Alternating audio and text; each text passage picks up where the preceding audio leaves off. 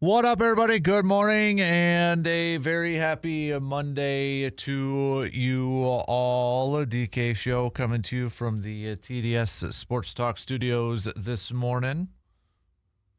Big thanks for making us a part of your start if you're already up and at it here this morning. Whether you're listening on the radio dials, 105.1 FM, 790 AM. Also got well, you can stream it up online. Man, I'm struggling already this morning. SportsTalk1051.com. Download the app, the Wisco Sports App, YouTube video stream. Also up and rolling. Tell your Alexa device to say, "Yo, Alexa, play WAYY." Another chilly start to your day. We do have a few closings here this morning. So as always, don't forget to visit our website, SportsTalk1051.com. for the WEAU 13 News First Alert School Closings, brought to you by our good friends from Hovland's and ServiceMaster. I know some of schools already had the day off, but some didn't, and there are some closings here this morning. All right, what else do we have on our game plan for us this morning? We're going to chat a little football. We know the Super Bowl matchup after the championship games from yesterday. It'll be the New England Patriots versus the Seattle Seahawks. But we do have some Packers news to touch on here this morning. Packers have their new defensive coordinator. Yesterday being reported that the Packers will be hiring Jonathan Gannon as their new defensive coordinator. So we'll break that down. What does it mean? I know everybody's wondering what style of defense is he going to bring over and such. So we'll go through all that stuff. Did put up a 715 Speaks poll question brought to you by Post Glass and Mirror yesterday. And I'll say that I'm pleasantly surprised at how the voting went when we asked about Jonathan Gannon, whether you liked it or not. And 45% of you, we had three options, said let it play out, which I agree with. I agree with all of you that said that. 44% right behind it said, yes, you did. And then a couple of you said, no, you didn't. So we'll hit that up and chat all about that here this morning. But if you want to give us your take, your feedback, you can by hitting us up on that video stream. You can hit us up on the video stream on the YouTube chat or on that Shoe Doctors bullpen line at 715-830-1912. Well, so we'll talk about that. Hoops-wise, Giannis is hurt again. Friday night in a loss to the Nuggets, leaving the game due to it looks like another calf injury. Sounds like it's going to be at least a few weeks here. So, yeah, got that going for us, which is nice if you're a Bucks fan. Not really, but maybe a little bit of a blessing in disguise too. We'll kind of explain that, but got to imagine this may kind of determine if he's going to be out for at least, a month and a half, couple months here. That really changes the game plan, if you will, for the Bucks before the trade deadline. I think it might, and I think it should. But there was supposed to be a Bucks game yesterday, but with the weather down in Texas and such, Dallas was not able to leave their plane and get up here, so that was postponed. So. And speaking of hoops, the Badger men's basketball team, falling to USC yesterday at the Kohl Center, 73-71. So we'll talk some hoops this morning. A little bit of college and a little bit of pros there with the Bucks again. So baseball, we might throw a little baseball talk in there. Pat Murphy accepting his Manager of the Year award again. In typical Pat Murphy fashion, had some zingers, had some liners in there. Got a good chuckle out of that, including, Milwaukee right now, they're spending their money on lowering the soap dispensers because Jet Williams is 5'5". So, yeah, you know what? I appreciate the humor from Pat Murphy. He recognizes what the Brewers are about and recognizes maybe their shortcomings when it comes to payrolls and such, and as at least publicly, not really complaining about it and just kind of acknowledging it and making light of it, the situation, I suppose. So we'll throw a little baseball chat in here too. Maybe some more rumors and rumblings that are going on out there. It is also a I'm not saying, but I'm just saying. It should be a perfect day for a little I'm not saying, I'm just saying. Because I know a lot of you have some thoughts on the new Packers defensive coordinator, maybe the Super Bowl, maybe some other things with Giannis and such. So send those puppies on over, all right? I want to hear from you. Send them on over. Also, it is a VFW Post 305 best and worst from the weekend. What was the best? What was the worst, in your opinion? All right, just from the weekend. Let me know. All right, get those on over too. So we'll throw a little bit of that. Got dabbling in a little bit of everything here this morning. So that's your game plan for us this morning. We're going to lead it off talking some football. We'll go over the Packers hiring of Jonathan Gannon, but also there may be another move in terms of the coaching staff coming up here soon, according to our friend Rob Domofsky. There was a little bit of a nugget that he had in his piece from ESPN.com that said source said LaFleur was still, quote, working through an additional change to his coaching staff. What is that change? I'm sure a lot of fans are hoping that maybe it's a special teams coordinator. Could it potentially be a new offensive coordinator? Adam Stenavich is interviewing with the Tennessee Titans today for their offensive coordinator position. Stenavich is still on staff with Green Bay, but Matt LaFleur has, in the past allowed his coordinators, like offensive coordinators especially, like Stenavich did last year, interviewing for positions that would come with play calling duties. So maybe it's something over there, but kind of gives the impression, kind of gives the hint that there may be another move coming up here fairly soon. So, and obviously too, with a new defensive coordinator coming in, there may be some additional changes to position coaches and such as well. So, but let's dive into this, shall we? We'll take our first break and then get things going here this morning, talking a little football. We'll take our first break and be right back in just a couple minutes.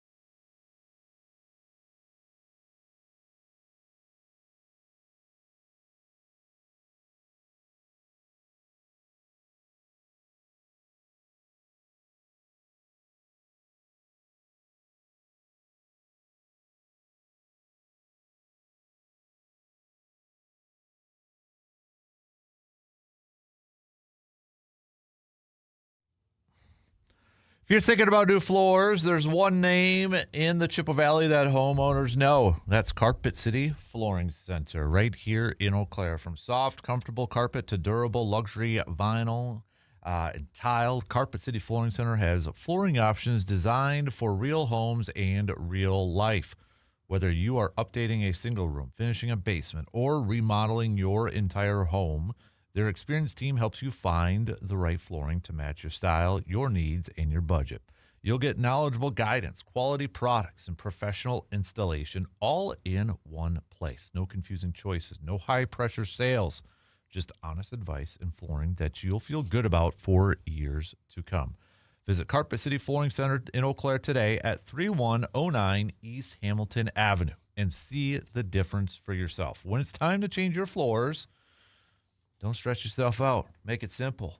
Do it with Carpet City Flooring Center. Okay. Again, you can join in on the convo by hitting us up with a quick text on that Shoe Doctor's bullpen line at 715-830-1912, or you can join us on the video stream. Packers have their new defensive coordinator.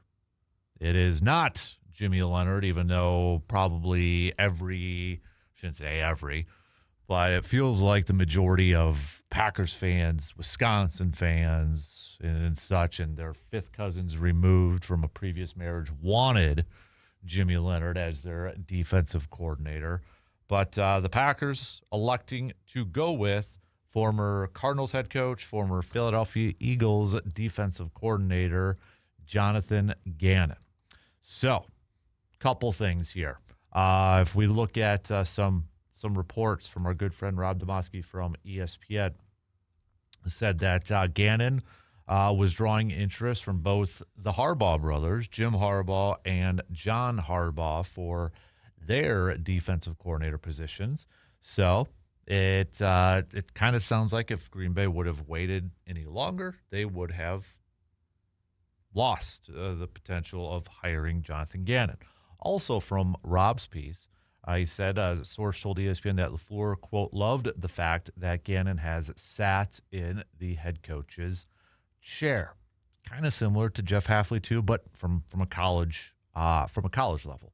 So, obviously, with that, and this comes on this hiring comes on the heels of Saturday's news that maybe for those fans out there who wanted Jimmy Leonard as their defense coordinator, you were getting some positive vibes because, according to Ian Rappaport from the NFL Network, there was mutual interest between LaFleur, the Packers, and Jimmy Leonard. But obviously they couldn't talk to him until after the game and such. But maybe a little bit of pressure, if you will. Didn't want to risk it if they potentially lost out on Gannon, and then maybe they lose out on Leonard, or maybe it wasn't just going to be a fit. Maybe Leonard turns him down again at that point. I don't know. But here we are with Jonathan Gannon getting the defensive coordinator spot. So what does it mean? What does it mean? Everybody wants to know what style of defense, what's the plan going to be here at the defense coordinator spot. So let me just say this first. I know there's going to be people that say this part, and it's not fair. It's not, in my opinion, it's not accurate.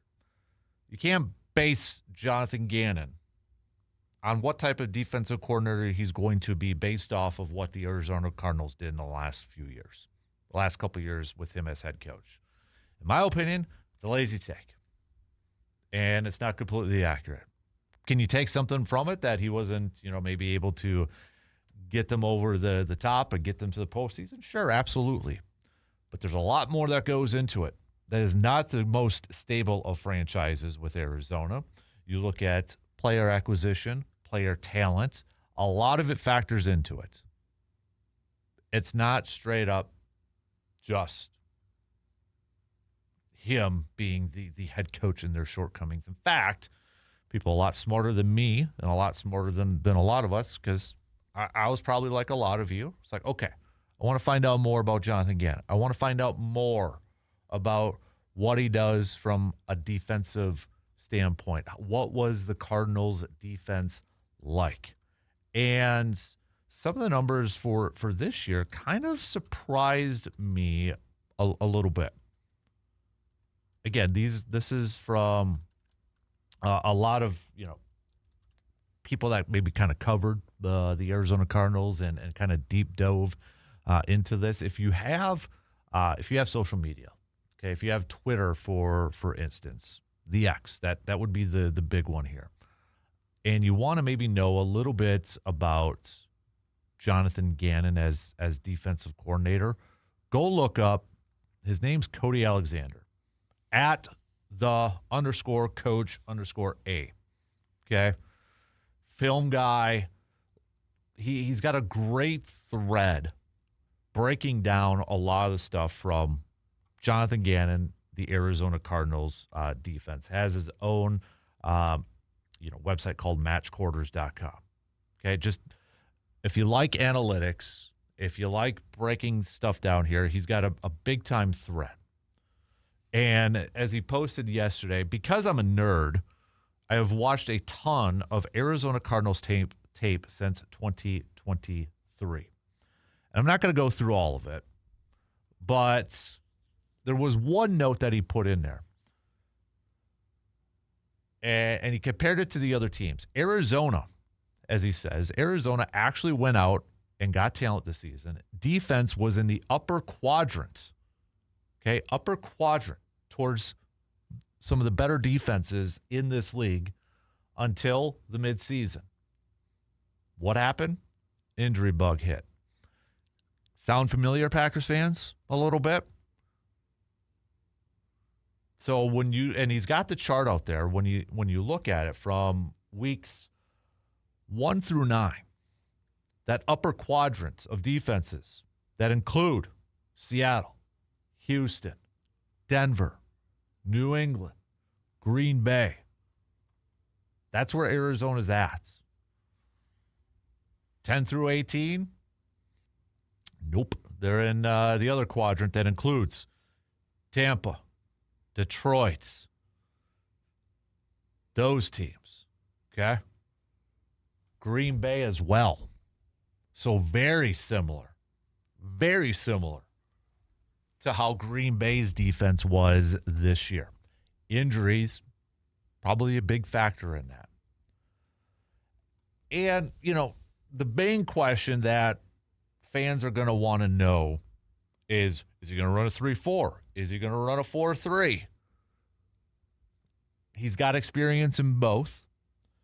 Back in 2021, Jason Wilde, who covers Packers, brought it back up in one of his pieces here too. And I think if you're a Packers fan, this is what you want to hear. He doesn't have a scheme. That's kind of what he famously said a few years ago when he was going to the Philadelphia Eagles. Essentially, he doesn't want to kind of pigeonhole it. He wants to have versatility. Wants to put players in a position to succeed. Putting the players in their best spots. So not pigeonholing them, essentially to say, okay, we're running a 3-4. So you have to play here, you have to play there. So if you're a Packers fan, you're like, okay, versatility, I like it. I like that positive. This was a quote that he had back in or earlier on. This is from Jason Wilde's piece. You can check it out at channel3000.com. When Jonathan Gannon first interviewed for the Philadelphia Eagles defensive coordinator job in 2021, his response to Eagles head coach Nick Sirianni was as surprising as it was sufficient. I don't have a scheme. When I got here, I didn't drop a book on the table and say, hey, this is what we're running. If you actually ask the head coach, when we first talked about this, when he interviewed me, it was, hey, what scheme are you going to run? I said, I don't have a scheme because I believe that you have to be adaptable. The first thing is we've got to figure out what our players can do. And then we've got to put them in those situations as much as possible to utilize their strengths. The main thing for us is it's not what we play, it's how we play. The way I look at it, and I've said this to you guys before, I don't have a playbook where I say, this is the playbook, this is what we're running. That was from Jeff Hafley, actually. So kind of similar, right? Maybe a little bit of a similar mindset. But there is probably one thing, if you kind of look back on maybe his tenure as whether it was a head coach or as a defensive coordinator, if you're trying to get a glimpse, maybe some commonality of what he runs, or maybe something that's a focus of his defense, you're probably going to see a lot of cover 3, an umbrella, a shell style of defense. If you're Xavier McKinney, you might be a little excited to play in this defense, but you're also going to be tasked to do a lot in this defense. Safety is a crucial position within Gannon's defense. And it's interesting, too, because if you look at some of the stuff that he did in Arizona, there was a lot of 3 safeties on the field at the same time. And you look at Green Bay, McKinney, Evan Williams, and I think an interesting player to see how he utilizes him is going to be Bullard. Now, Bullard was successful, in my opinion, last year as a slot nickel guy. But with this style of defense, with that umbrella, with that cover 3, and with his history of having 3 safeties out there, does his role change a little bit? Because you look at, I think, Nate Hobbs is going to be on the roster this year because of a salary cap hit. Nate Hobbs is a better slot guy, better of a nickel guy. I know they want to try him on the outside and such, but let's call a spade a spade. He struggled at that outside of just struggling to stay healthy. But to me, that's going to be an interesting thing. Is like, okay, they've got 3 options. If that's where they want to kind of build it from the back end with those 3 guys, that's where I'm kind of curious to see how he utilizes all those 3. And, of course, Micah, Edgerrin Cooper. I mean, you build around those guys. So, do I like it? Do I like the hire? Let it play out. I'm not trying to, brush off the I don't know if it's going to work out. We don't know if it's going to work out. Nobody knows it's going to work out. I don't know. Okay? I don't know. But I'm willing to see this thing play out. It's an experienced defensive-minded coach. It's an experienced defensive coordinator, and obviously a former head coach. Coming into this situation, you obviously you wanted a guy that was going to be the head coach of this defense. Gannon has that. He has that experience. And I would just say to those Packers fans out there that just wanted Jimmy Leonhard, that was the only person they wanted. The only person they wanted. And it's probably not going to change your mind. And nothing will. And that's your own prerogative. But if you take Jimmy Leonhard off the table, and this was the hire, let's say Jimmy Leonhard wasn't even available, okay? And everything else was the same. Then do you like this move? Was this the next best option out there? I know some people are going to still say Sean McDermott. It felt like Sean McDermott wasn't going to settle on a defensive coordinator job. It felt like these other head coach, like a Harbaugh, was never going to go back to being a defensive coordinator. Mike McCarthy was never going to go back to being an offensive coordinator. McDermott's kind of, in my opinion, that same way. So to me, that was never really an option that was going to be on the table. So if you remove those, take those away, then what do you think of the hire? I'm willing to see this thing play out. And I know a lot of people said, I want a defense coordinator that's going to be in the sidelines. You're probably going to get that with Gannon, whether that's a big deal for you or not. But let's see this thing play. I do think now you're Goody, okay? Let's be real here. We still need probably some better talent depth-wise at corner and at defensive line. That's one thing when you look at Philadelphia during Jonathan Gannon's time over there, he had some depth on that defensive line. So if I'm Goody, I'm looking at, okay, where can I add? Obviously, you're going to get Micah back. You're going to get Devontae Wyatt back. Rashawn Gary's probably not going to be there. By the way, I missed this quote from Micah Parsons earlier on. It was during locker room cleanouts. So let me see if I can find it. Did I save it? I'll have to save it. But essentially, he's like, we got to have players that are asked to do more. We've got to ask players to do, if you're asked to do a job, you got to do more. If you're asked to play 80 plays, you got to play 80 or more plays. I'm like, ooh, what's the conversation that we have had about Rashawn Gary before, right? Yeah. That one stood out to me. All right, we got to take a quick break. Plenty more to come to with football. Still, hey, this is kind of a Packers Super Bowl, too. I'll explain that coming up after these quick words.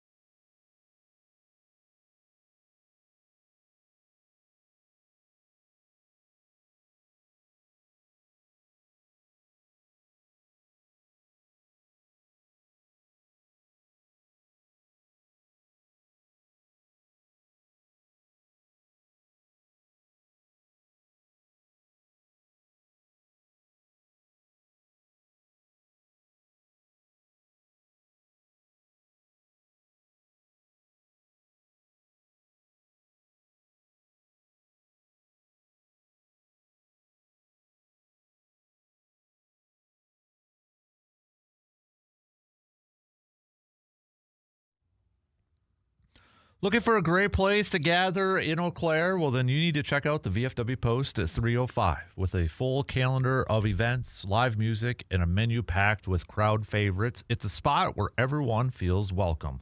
Whether you're stopping in for a casual night out, meeting friends, or catching up over great food and drinks, there's always something happening.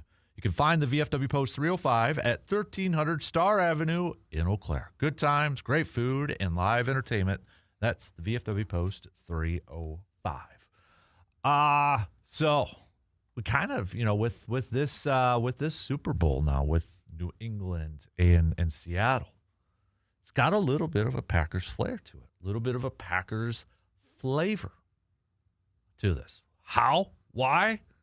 Well, look at the general managers that are in place for these two. John Schneider and Elliott Wolf. Look at those two. Alonzo Highsmith, also with New England, who's kind of like Elliott Wolf's right-hand man, longtime Packer executive and such. But you got a Packers type of, or I should say Packers fingerprints, Packers front office fingerprints all over these two franchises with Elliott Wolf and John Schneider going back to the Super Bowl with Seattle. So, I mean, that's one thing, I guess, if you kind of want to look at it and be like, okay, I want, well, I know it's not your favorite team and that sort of thing. And it's like, who to root for? It's New England again. Believe me, I don't want it. I'm just kind of tired of the New England thing in here too. But to be fair, Al, got a little bit of a Packer connection there, Elliott Wolf, and I'm sure some people, again, because some just like to complain, like, that's why Green Bay should have hired Elliott Wolf instead of Brian Gutekunst those few years ago and such. But he got a little bit of flair. Also, speaking of like former Packers and such, Big Mike McCarthy, getting the head coaching job for the Pittsburgh Steelers.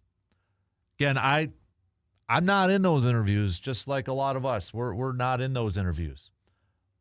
But I got to admit, it is kind of cool to see Mike McCarthy going back home to Pittsburgh.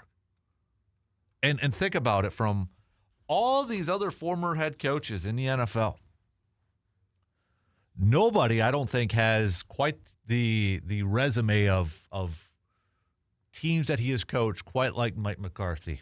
When you talk about three pillars, three iconic franchises like Mike McCarthy has. I mean, Green Bay, Dallas, and now Pittsburgh. That's pretty awesome. Can't think of another coach that has quite the resume of that. So say what you want about Mike McCarthy. Okay, say what you want. I'm sure there's still a lot of Packers fans that are probably annoyed with him, or they don't like him, or whatever. I'm happy for Mike McCarthy. I'm surprised Pittsburgh went that route. I'm really surprised they went that route. Because it's gone against everything that they've done in their history with coaches. I do wonder if part of it is they look at his history of developing quarterbacks and maybe trying to utilize that aspect. I know there's going to be a lot of talk about, well, does that mean Aaron Rodgers is going to be coming back? Maybe. That would be another just awesome story to see Aaron Rodgers and Mike McCarthy back for 1 year. But when I look at it, yes, you got a guy that's won a lot of games. Connor Orr, I just thought of this. Connor Orr from Sports Illustrated, I thought, wrote a really interesting piece about this hire for the Pittsburgh Steelers. Let me bring it up because it paints the picture. It's a debate that I think a lot of people have kind of talked about between Mike McCarthy and Sean Payton.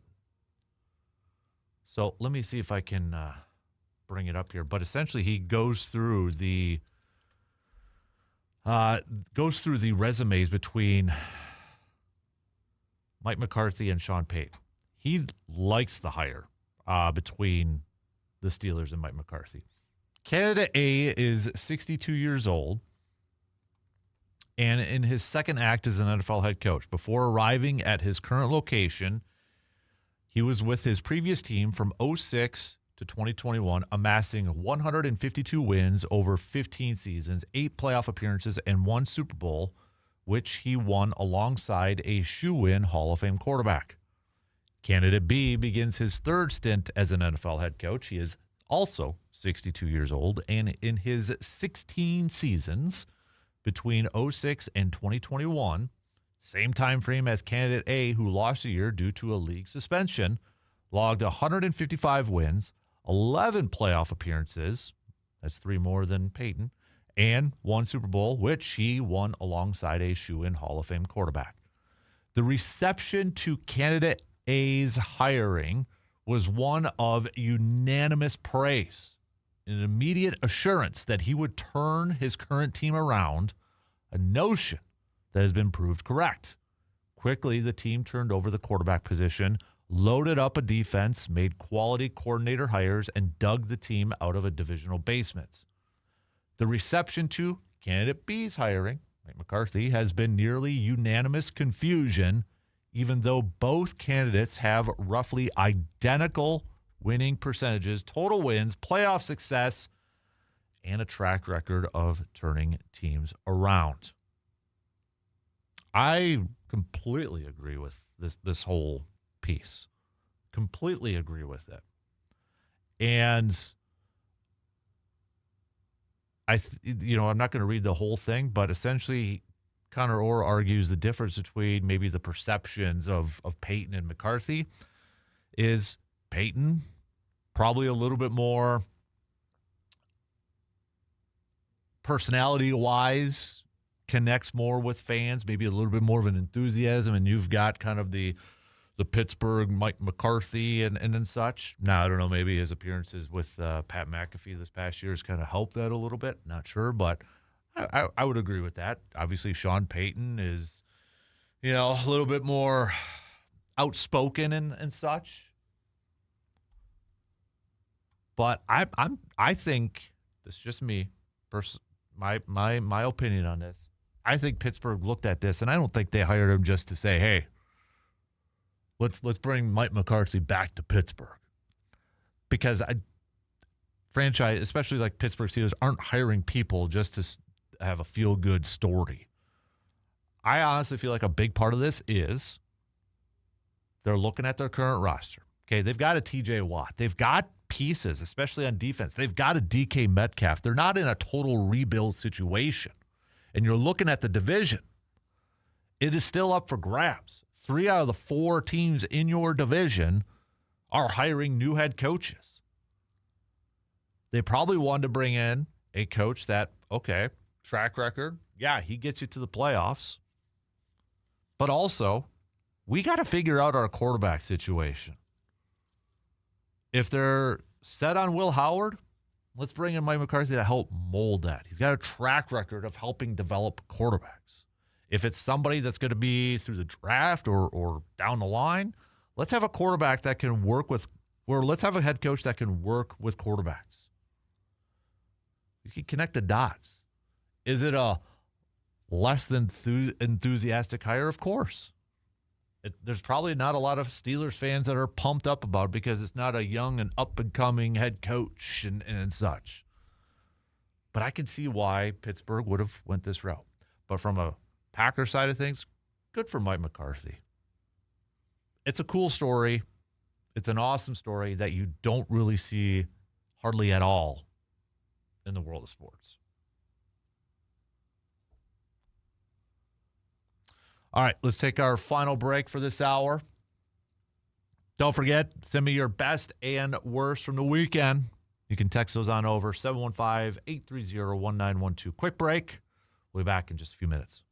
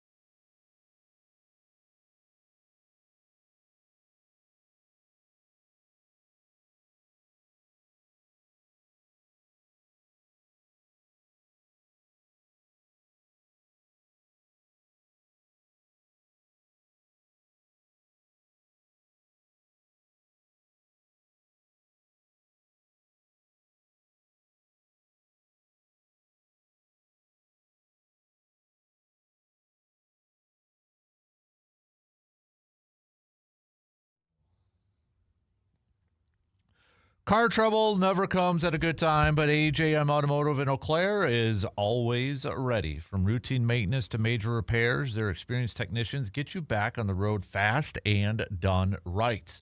And if you're stuck, AJM Automotive also provides reliable towing when you need it the most. One call can do it all. Save the number now. Save this phone number now. Put it in your cell phone. 715-835-9523. That is 715-835-9523 for AJM Automotive in Eau Claire. Trusted service, dependable towing, and repairs that you can count on. We're going to talk some hoops coming up in the next hour. Giannis going to be missing time again. Another injury to one Giannis Antetokounmpo. Friday, leaving the game early due to, it sounds like, another calf injury. With the NBA trade deadline coming up here fairly quick, how does it change? How does it change maybe the Bucks' approach to this trade deadline? Quick updates on our post-Glass and Mirrors 715 Speaks poll question when we asked your thoughts on the Packers hiring Jonathan Gannon. Pleasantly surprised, and I'm happy to see this. 45% of you say, let it play out. That's where I'm at. If I voted in that, that's where I would be at. 44% of you like the hire. You like the hire.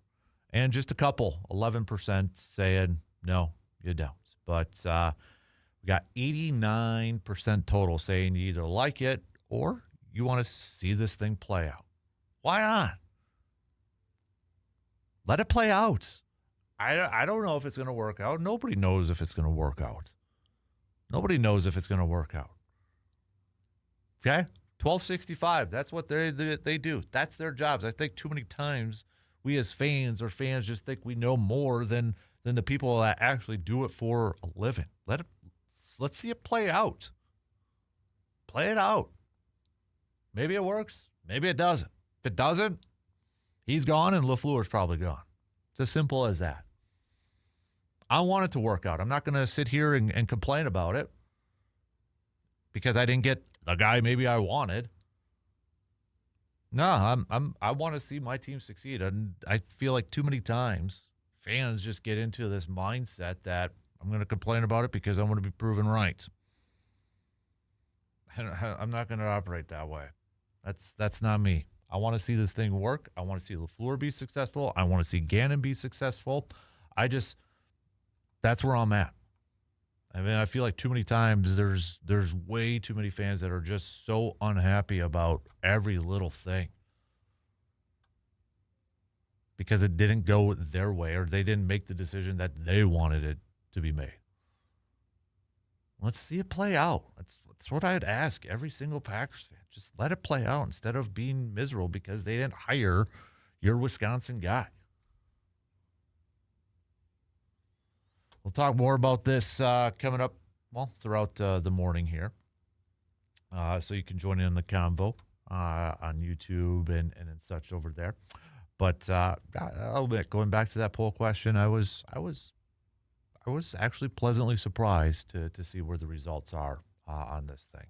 So we're going to talk some baseball coming up a little bit later on, too. We had awards over the weekend. Pat Murphy and his typical Pat Murphy way, kind of making light of the situation with the payroll and the Milwaukee Brewers and such when he was accepting his award over the weekend. He said the Brewers contingent was going to be here tonight, but couldn't because we're spending money on lowering the soap dispensers in the locker room because we picked up one of your prospects, Jet Williams. He's like 5'5". That's how we roll. I love it. Pat Murphy. And typical kind of Pat Murphy sense of humor and such. But we'll go through some more of that and such in the latest rumors and rumblings surrounding maybe the Brewers and across Major League Baseball. Don't forget, it is I'm not saying, but I'm just saying. All right? I'm not saying blank, but I'm just saying blank. Also, it's the best and worst from the weekend, presented by our good friends at VFW Post 305. All right. What do you got? you can send those on over. Best ones we'll read on the air. Okay. Badger basketball also falling yesterday to USC at the Kohl Center. That was a disappointing loss for the Badgers. 73-71. Badgers had a 2-point lead at the half, but obviously USC outscoring them in the second half there when you look at it. And, I mean, Nicholas Boyd did his part, 29 points for this cat, just 11 from John Blackwell. Blackwell nearly getting a double-double, though, 9 rebounds. Nolan Winter, 12 points. And that was pretty much it from a production standpoint. Just 3 players in double-figure scoring. And it was the big 3. But when we look at this game, I mean, USC, maybe a little bit of an underrated team kind of coming into it. They were 14-5. Both teams were 14-5 heading into this game. USC now improves to 15-5. Wisconsin falls to 14-6. But with USC coming over to Madison and such at the Kohl Center, it's got to be a game that Wisconsin wins, especially USC. They're coming into this game 3-5 in conference play. But and USC shot just 25% from 3. Wisconsin was only 24% from 3. But Wisconsin was also just 34% from the field together, whereas USC, 41%. Just to kind of look at it a little bit more, yeah, Blackwell again struggling, shooting 3 of 13 overall from the field, 1 of 7 from 3. So it looked like he had kind of maybe gotten out of his slump, but yesterday's game looked like he was kind of back in it. So, but Nick Boy, man, you look at this cat, you look at this dude, averaging nearly 20 points per game, 19.9 points per game. At home this year, he's averaging 21.8 points per game. This guy, what a huge pickup. What an awesome pickup for the Wisconsin Badger men's basketball team. You kind of say, where would this team be without him right now, especially considering some of the offensive struggles that we've seen from John Blackwell at times. But Nick Boyd has been another big-time pickup by Greg Gard in this transfer portal. Huge. So, okay. Shot clock's going to cut me off here in less than a minute. So send me your best and worst, your VFW Post 305 best and worst from the weekend. Also, I'm not saying, but I'm just saying. Another quick reminder, if you're just waking up or you're just getting up and at it, make sure to double-check our website for the WEAU 13 News latest closings, brought to you by Hovland's and Service Master. With the weather a little bit chilly. Again, I know some schools already had the day off, but there are some schools right now that are either opening late or closed for today. That includes McDonald area Catholic schools. They are closed for today. So, but if you want to go check that out again, hit up our website for the WEAU 13 News First Alert School Closings, brought to you by Hovland's and Service Master. 1 in. We got 3 more to go. The first quarter is in the books. We'll get back to some more football talk. We got hoops. We'll hit that up as well. News updates back in just a couple minutes.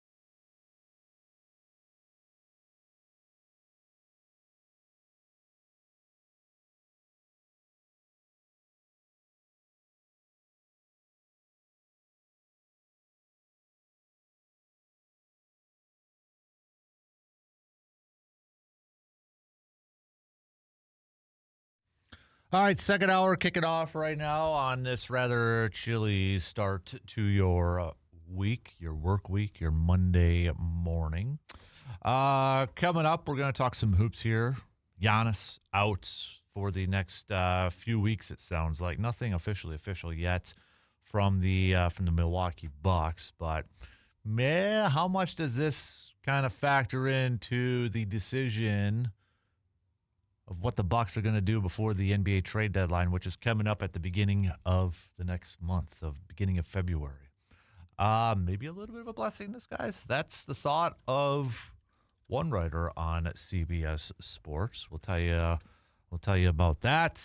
Packers with their new defensive coordinator, Jonathan Gannon. Packers was reported yesterday. Again, nothing officially official yet from the team itself, but Packers looking like they are going to go with Jonathan Gannon as their new defensive coordinator. So we'll get back to that conversation coming up here in just a little bit. We'll get to some of your I'm not saying, but I'm just saying. Your VFW post at 3:05, best and worst from the weekends. Your best and worst from the weekend. Okay, make your picks on that. It can be from the sports world. It maybe is just, something maybe from your kiddos' tournament, basketball tournament from the weekend, something like that. Whatever the case may be. All right. So have a little fun with this one. So we'll get to those as well. So let's kick off here with this Giannis news. So Friday against the Denver Nuggets. Giannis leaving the game towards the end. And Giannis after the game saying, he's kind of sounds like a doctor already. But he said after the game, the next steps we will go to an MRI. After the MRI, they will tell me I probably popped something in my calf or my soleus or something. They'll probably give me a protocol of 4 to 6 weeks that I'll be out. This is from my experience being around the NBA. After that, I'm going to work my butt off to come back. That will probably be the end of February, beginning of March. Hopefully the team will be in a place that we can at least make the play-in or the playoffs. Just take it day by day, try to get better. Obviously, the timing of this with the trade deadline, it throws a lot of stuff up in the air in terms of what the Bucks are going to potentially do. Throws a lot of stuff up in the air at this point too, and the fact that this is a repeat injury with a calf again with Giannis makes me really nervous, and I do wonder if they're going to be even extra cautious when it comes to him coming back. Remains to be seen. This is going to be a good question for Dr. Crow when we talk to him and such. But so, what is the plan? Jack Maloney from CBS Sports says has a piece up, says why this could be a blessing in disguise for the Bucks. And I'm not going to go through everything on here, but essentially, one section he says, can the Bucks turn this into a positive? This is the fourth time in the last 3 seasons that Giannis has suffered a calf injury. In addition to the right calf strain that kept him out of 3 weeks earlier this season, he missed over 2 weeks last season due to a left calf strain. The kind of going forward, it says no one in Milwaukee wanted to see Giannis injured yet again, but there is a chance for the Bucks to turn this into a long-term positive. The team is not going anywhere this season. Since their 4-1 start, they have 3 wins against teams in the top 6 in either conference, and overall, they are 24th in offensive rating, 21st in defensive rating, and 24th in net rating. Even in a world where they made some moves at the deadline and fought their way into the play-in, they were not going to be a contender. Now, there's a very good chance they end up with a top 10 pick, and possibly even higher than that, especially if Giannis' injury keeps him out for more than a month. Whatever happens with Giannis down the line, that's much better for their future than a futile play-in chase. All right. There's one approach. If you want to look at it from that aspect, miss the playoffs in the end, maybe a higher pick in that, but NBA draft is so I don't want to say sketchy, but so unpredictable outside of maybe the top pick or the top couple of picks. I am really curious to see how the Bucks approach this trade deadline, knowing that Giannis is going to miss maybe a couple of months. Do they still try to find talent to trade for, to bolster their roster? Go back to the offseason when there was that report and that rumor that the Bucks were going to try to get Giannis to buy in on a rebuild year or a retool year or whatever you want to call it for this season. And you kind of heard that. Didn't hear too much more about that after the Miles Turner acquisition. So I don't know if that was a case of Giannis didn't buy into it, so that's why they kind of made some of the moves that they did, or if that wasn't much about nothing, or maybe that was just an idea that was floated out there and it didn't really garner any traction. But now you look at this, and I think Giannis has to be a realist in this too. Giannis has missed a lot of time, and he will be missing a lot of time this season due to an injury. That is going to affect your team. I don't care if it's the Bucks. I don't care if it's on another team. Giannis on that team missing a big chunk of the season is going to have an effect on your team. So I hope Giannis realizes that. Also, you can look at this and say, well, even with Giannis in the lineup, when he did come back from that injury, they haven't been playing that great, and he's been sounding like he was miserable and such. Yes, you would be exactly right on that too. But I'm really curious to see what John Horst does or what ownership decides to do leading into this trade deadline. Can they convince Giannis to say, hey, you're going to be out for a couple months. We're just going to kind of stand pat at the deadline, see what we got. We don't want to give up any assets that could affect our future or the immediate, that sort of thing. And, let's see this thing kind of rock and roll into the next year. Hate to say that, but I do wonder if that's the best case scenario here for this Bucks, because let's be real, they weren't going to contend. They weren't going to win a championship this year. And I don't like it.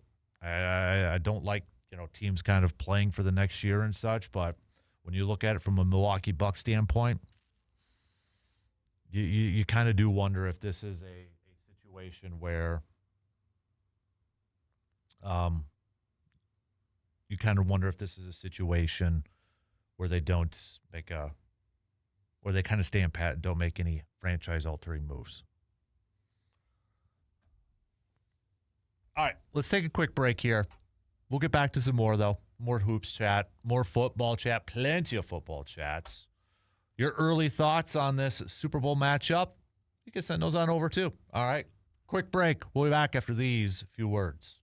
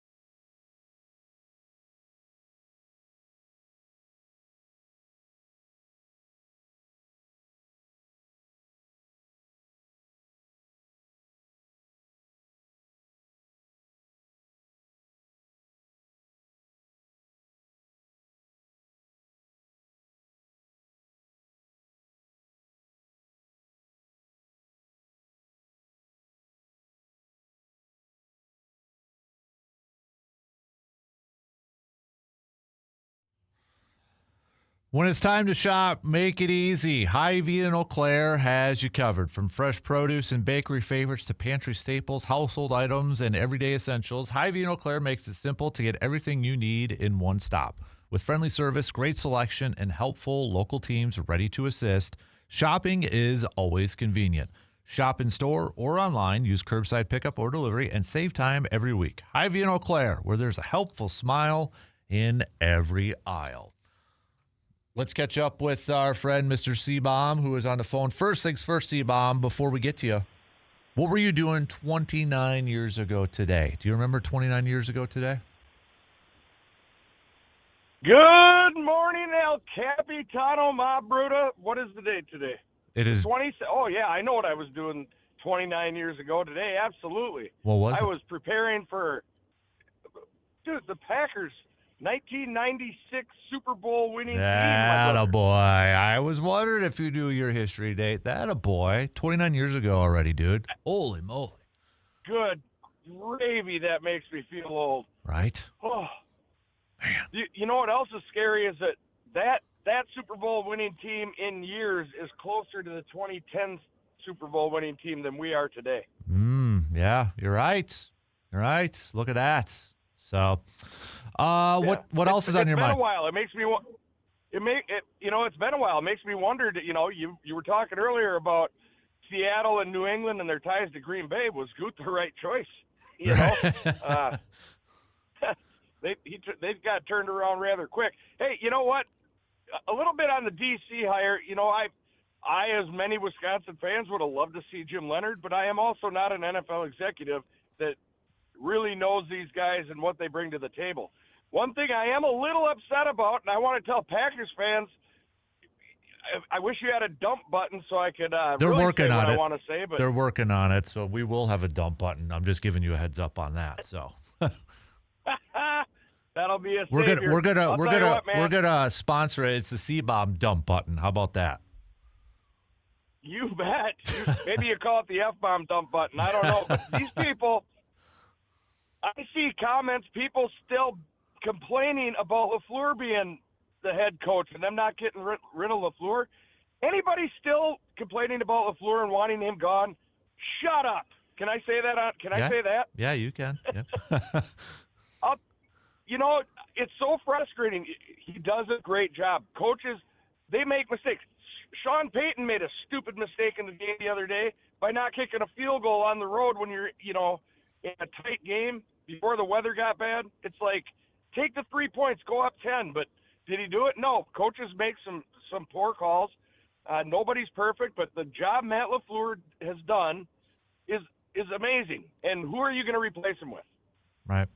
Yeah. I still want to know. I haven't seen anybody come out with a name. Oh, we should go get XYZ. They just say, "Oh, get rid of LaFleur. He's terrible." What are you talking about? Mm-hmm. Yeah, I know, dude. Sorry, not grind my gears Tuesday. No. I'm with you, C-Bomb. I'm of the part like let's see this thing play out, right? Like you said, we can sit here and talk about it. We can speculate. We can have a friendly debate about it, but in the end I feel like there's too many times at fans, they feel like they know better than the people that are making the decisions at 1265 Lombardi Avenue. And to that, I'd say, put in your application. See if they hire you over there or something. Exactly. That we've had nothing but continued success for 3 decades, and there's such a level of entitlement, and it's getting frustrating to be a Packers fan. Would I have loved to see Jim Leonhard? Absolutely. Am I going to bash Jonathan Gannon? No. I mean, he obviously was successful enough to get a head coaching job in the NFL, and let's let it play out. I mean, you've said it. The guy's obviously got talent, and what's to say Jimmy Leonhard's going to succeed as a defensive coordinator in the NFL? Who knows? So I'm excited to see what he can do with the defense. I like that he doesn't have, in air quotes, a scheme that he runs. It's just putting your players in the best position. So I'm excited to see what he brings to the table, and excited to see what the future holds. We got 1 game left, and then it's on to 2026. Yeah, and that's got as we mentioned too, a little bit of Packers flair. I got to ask you really quick before I let you hop off, though. You happy for Big Mike going back to Pittsburgh? What do you think about that move? I actually love it. You know, that first off, he's well deserving.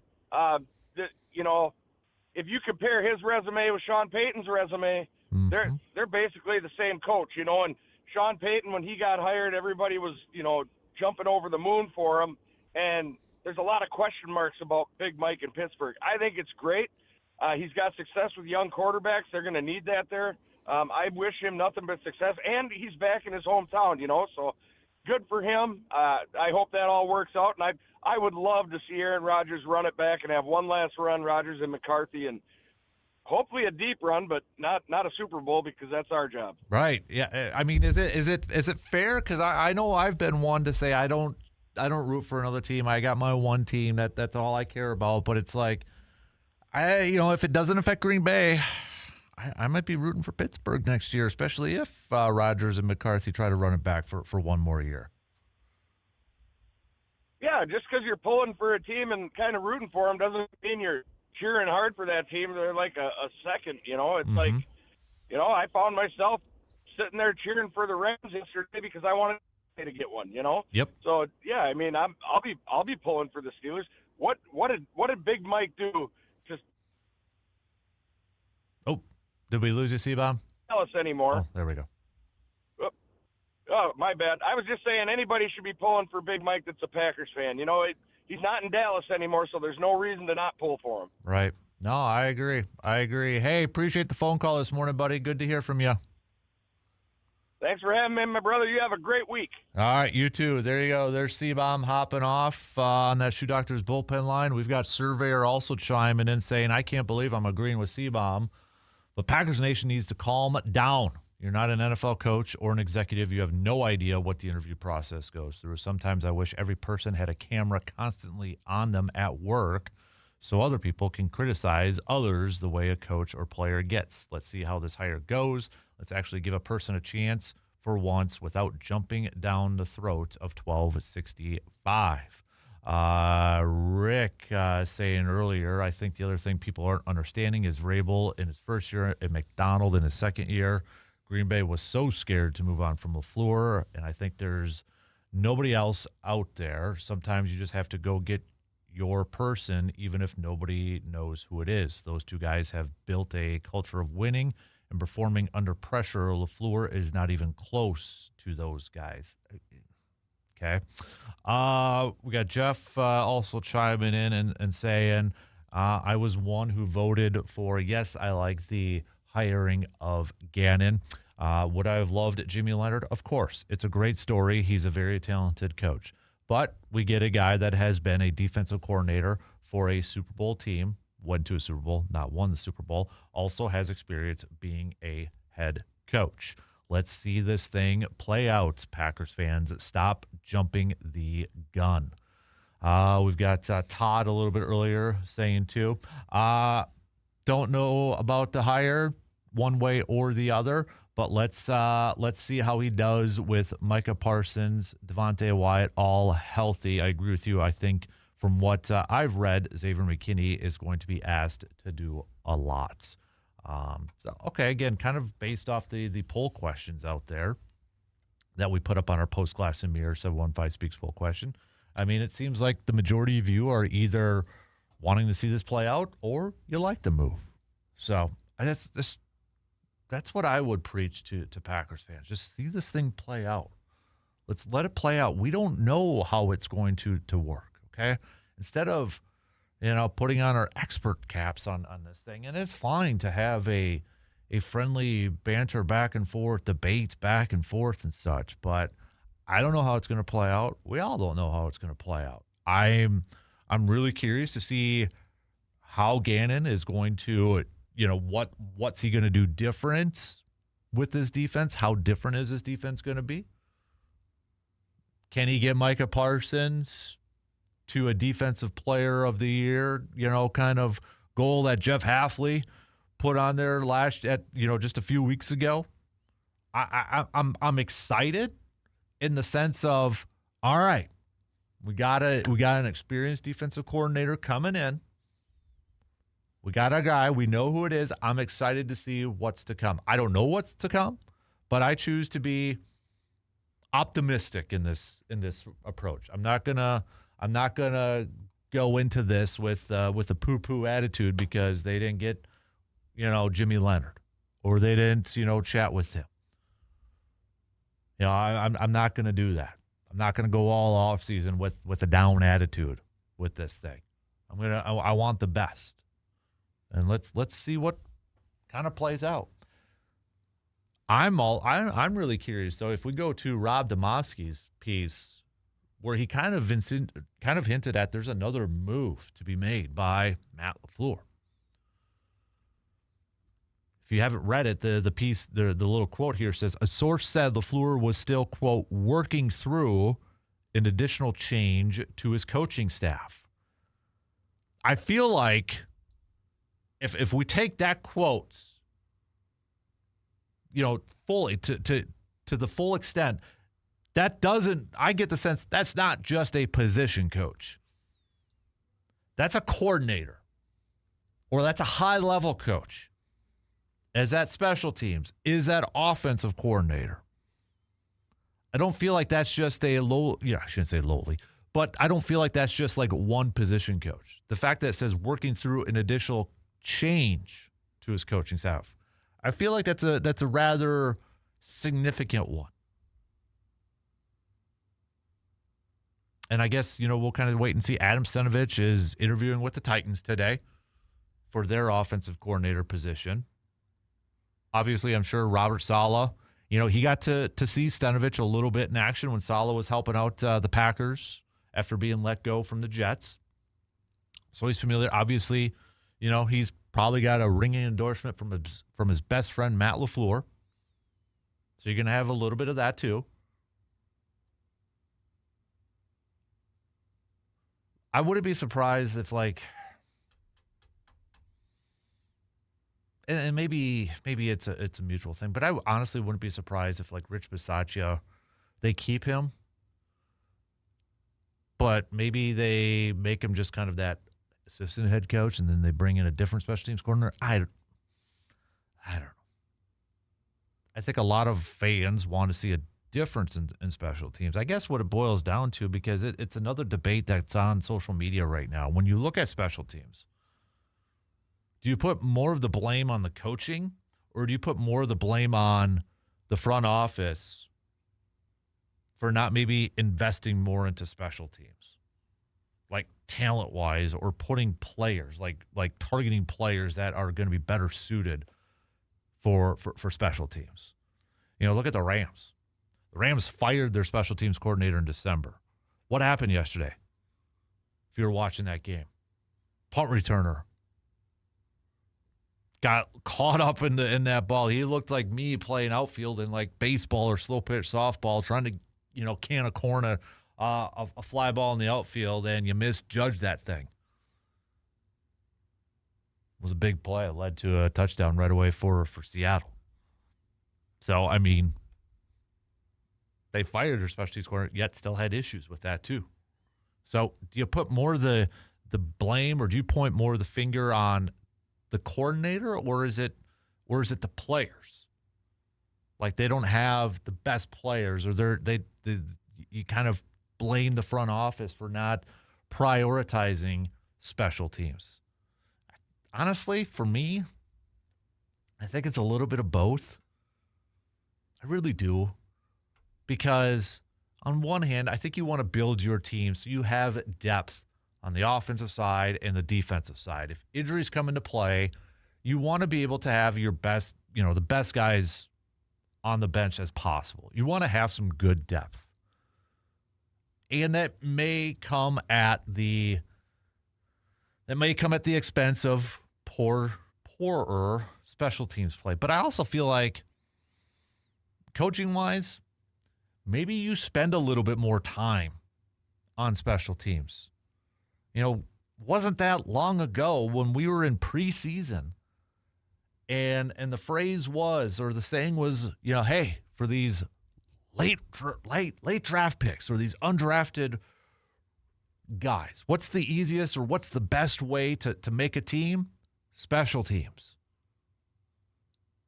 And I just wonder if some of that has just kind of gone off to the wayside. So, like, I get it, and I'm not saying this is exactly what Green Bay is doing. I get it that you want to be able to build your depth so you have some good options on, for defense and offensive players and such.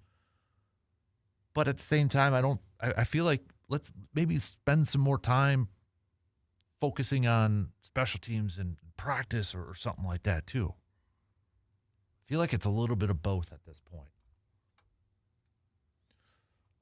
All right, let's take another quick break. Continue to send us your thoughts on the Packers with Jonathan Gannon being the new defensive coordinator. All right, you can text those on over. You can also hit us up on the YouTube chat. Quick break, and we'll be right back after these quick words.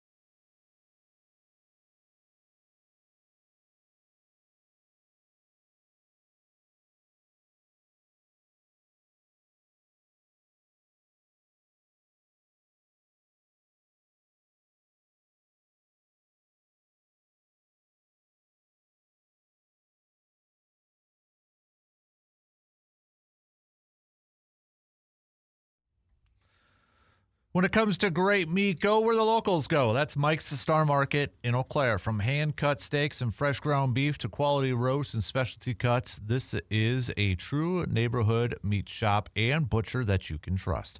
Friendly service, expert cuts, and meat done right every single time. Stop by Mike's Star Market, 2238 Heimstead Road in Eau Claire. That's the west side of Eau Claire. And taste the difference that a real butcher makes. Mike's Star Market, quality you can see and flavor that you can taste.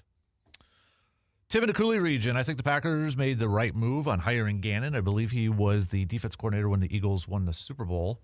Not when they won. They went. They did lose to the Chiefs in that one. When the Eagles won it, Vic Fangio was the defensive coordinator. Not hiring Jimmy Leonhard is a good move. A lot of fans would turn on Leonhard so quickly if he wasn't successful because he is a Wisconsin native. Let's have a Jim Leonhard discussion. Not if, but when the Wisconsin job opens. Does Gannon have any special teams experience that could help the Packers? Not that I know of, but I don't think I'd want him helping special teams either. Let's focus on the defensive side of things. So, but again, I'm going back to that piece from Rob. Let's just bring it up here. A couple of quotes from his sources on the move, which is okay. So I'm just going to do a little conspiracy theory here. You know, it's like that meme or that GIF, whatever the heck you pronounce it, where, you know, it's like you put some pins and you put some yarn and you try to connect some dots and such. I mean, because it was a weird 24 hours in terms of reports surrounding the Packers defensive coordinator position. If we go back to Saturday, Ian Rappaport, the NFL Network, had put out there that the Packers have conducted a few interviews already, including Jonathan Gannon, Al Harris. There also is mutual interest between the Packers and Jim Leonhard, who is currently the Denver's defensive pass game coordinator, assistant head coach. While nothing is set, the hope is both sides can get together for a discussion after Sunday's AFC title game. With Leonhard's ties to the state, this one makes sense. Leonhard is considered to be one of the top defensive coordinator candidates. So this was Saturday from the NFL Network. And then Sunday morning, the news of Jonathan Gannon. And then later on, there was a report that Jim Leonhard from Ian O'Connor, who we've had on the program before multiple times, he had heard that Jimmy Leonhard, this was Sunday, that Jimmy Leonhard was number one on that list of potential defensive coordinators for John Harbaugh. But then shortly after, yesterday, Denard Wilson is the new defensive coordinator for the Giants. Anthony Weaver was also a part of that too. I'm not saying, so this is my I'm not saying, but I'm just saying. I'm not saying that there is like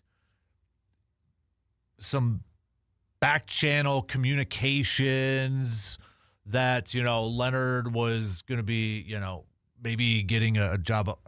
I'm not saying that there was like this message sent from Leonhard and Leonhard's representations to these teams that, you know, he wasn't going to take any of those jobs and such. But I'm just saying there might be, again, this is just completely speculation out there, but I'm just saying that there could be a thought or an idea, a good indication from those teams that maybe Leonhard wouldn't be available for defensive coordinator. And what I mean by that is, what if Vance Joseph gets a head coaching job? Whether it's with the Cleveland Browns or the Arizona Cardinals or the Raiders, there's still some openings out there. Jimmy Leonhard would be the presumptive, you know, guy to get promoted for that job in Denver then as defensive coordinator. We know the NFL is full of back channel communications. We know that. So I'm not saying that was communicated, but I'm just saying, would it be a surprise if there wasn't some sort of message being out there? Because it kind of, a little bit of it seems slightly weird. Again, I don't want to sound conspiracy theory-esque or anything like that, but you have one day from the NFL Network saying that there's mutual interest, and then saying that Leonard, Ian O'Connor, who's plugged in, saying Jimmy Leonard seems like he's, from what he's hearing, is the top of the list for the Giants, and then all of a sudden those teams make pivots, make different moves. Maybe it was just strictly they didn't want to potentially have to wait. Very well could be that. But it wouldn't surprise me if there was maybe a little bit of something. So while we kind of direct our angst or our frustrations to Green Bay and such, let's at least keep the possibility open that maybe there was something that was communicated that it wasn't going to be a match made in heaven or a marriage made in heaven. So I was reading a little bit here from Yahoo's. This is from Yahoo Sports. 6 of the NFL's head coach openings have been filled, and it remains to be seen if one of the remaining 4 positions will go to Vance Joseph. The Cardinals, the Browns, and the Raiders have shown interest, but it's unclear if the Buffalo Bills will pursue him. Joseph was thought to be a notable candidate for the Cardinals job, but Diana Rossini reported Saturday that Raheem Morris, Anthony Campanelli, and Mike LaFleur are the leading candidates. That would leave the Browns and the Raiders and maybe the Bills as potential landing spots. Meanwhile, 2 teams that were considering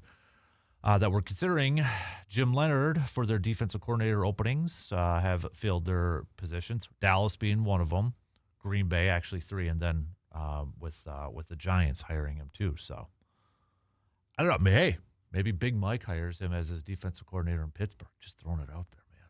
So let's see this thing play out. Maybe Jimmy Leonard isn't going to get a defensive coordinator position from anywhere else. So, I mean, if a team doesn't hire him, I mean, you could kind of point to the finger, well, okay, the other teams didn't want him either, or other teams didn't hire him either, not just Green Bay.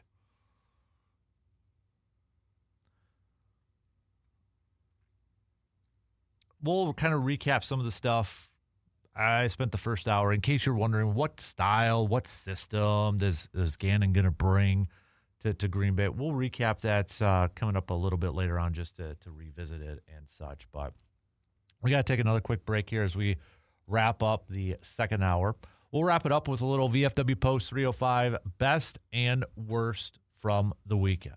Okay, best and worst from the weekend. Send me your picks. Hit me up with a text, 715-830-1912. All right, final break for the second quarter before we head into halftime. We'll be right back after these quick words.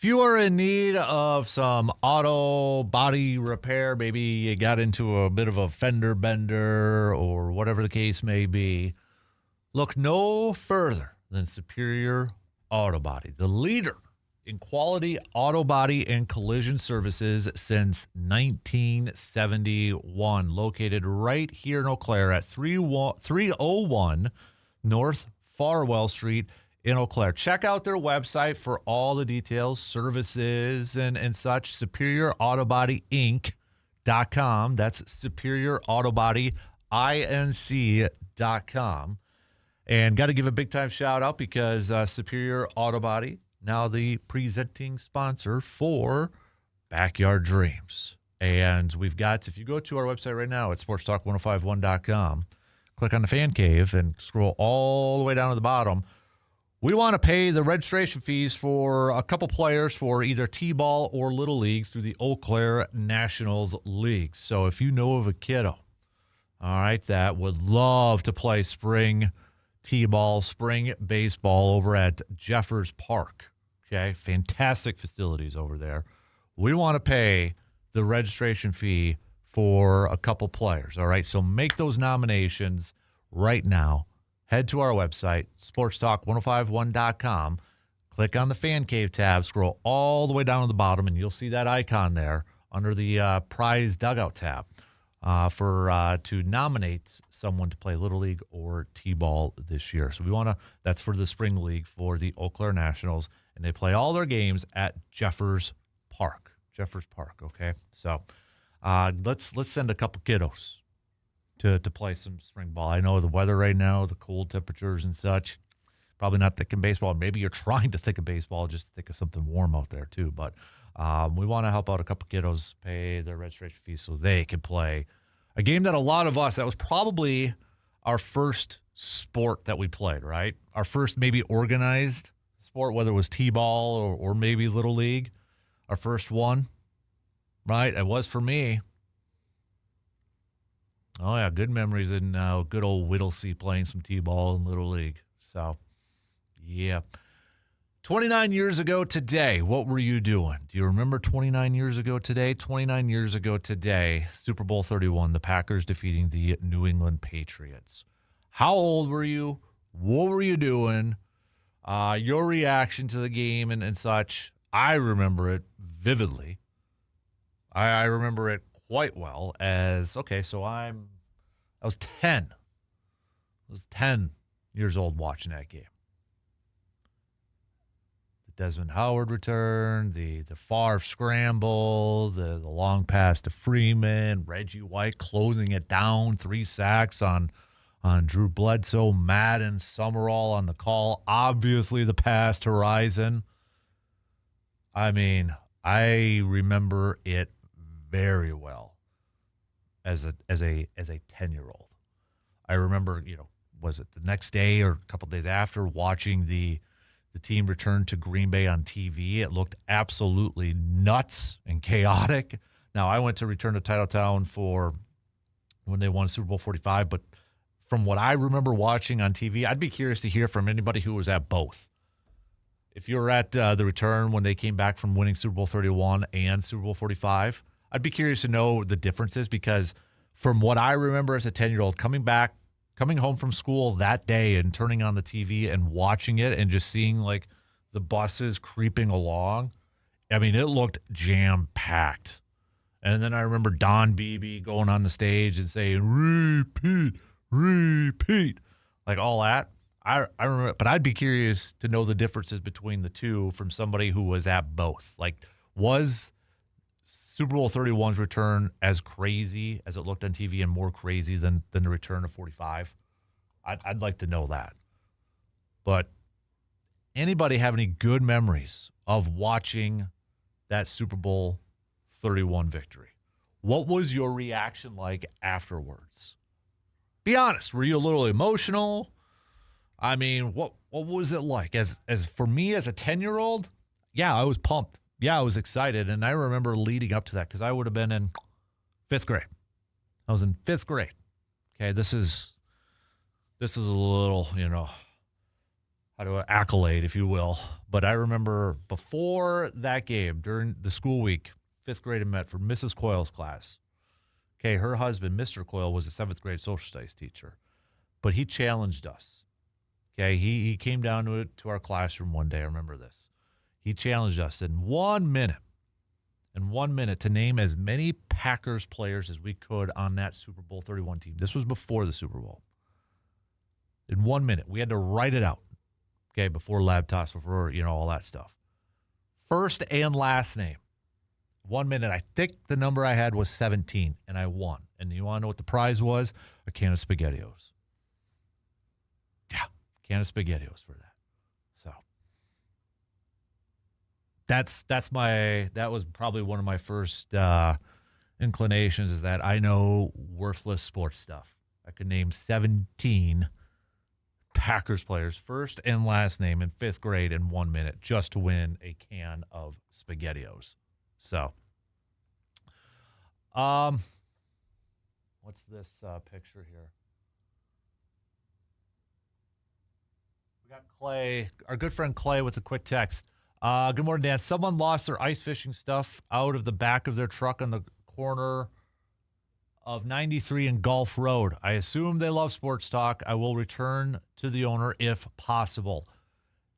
Big thanks for Clay. Okay, so if you are listening right now and you lost your ice fishing stuff, it looks like it's, well, maybe I won't describe it so we can actually get the right person here. But if you lost your ice fishing stuff out of the back of your truck on corner 93 and Gulf Road, hit me up and I'll get you in touch with Clay, okay?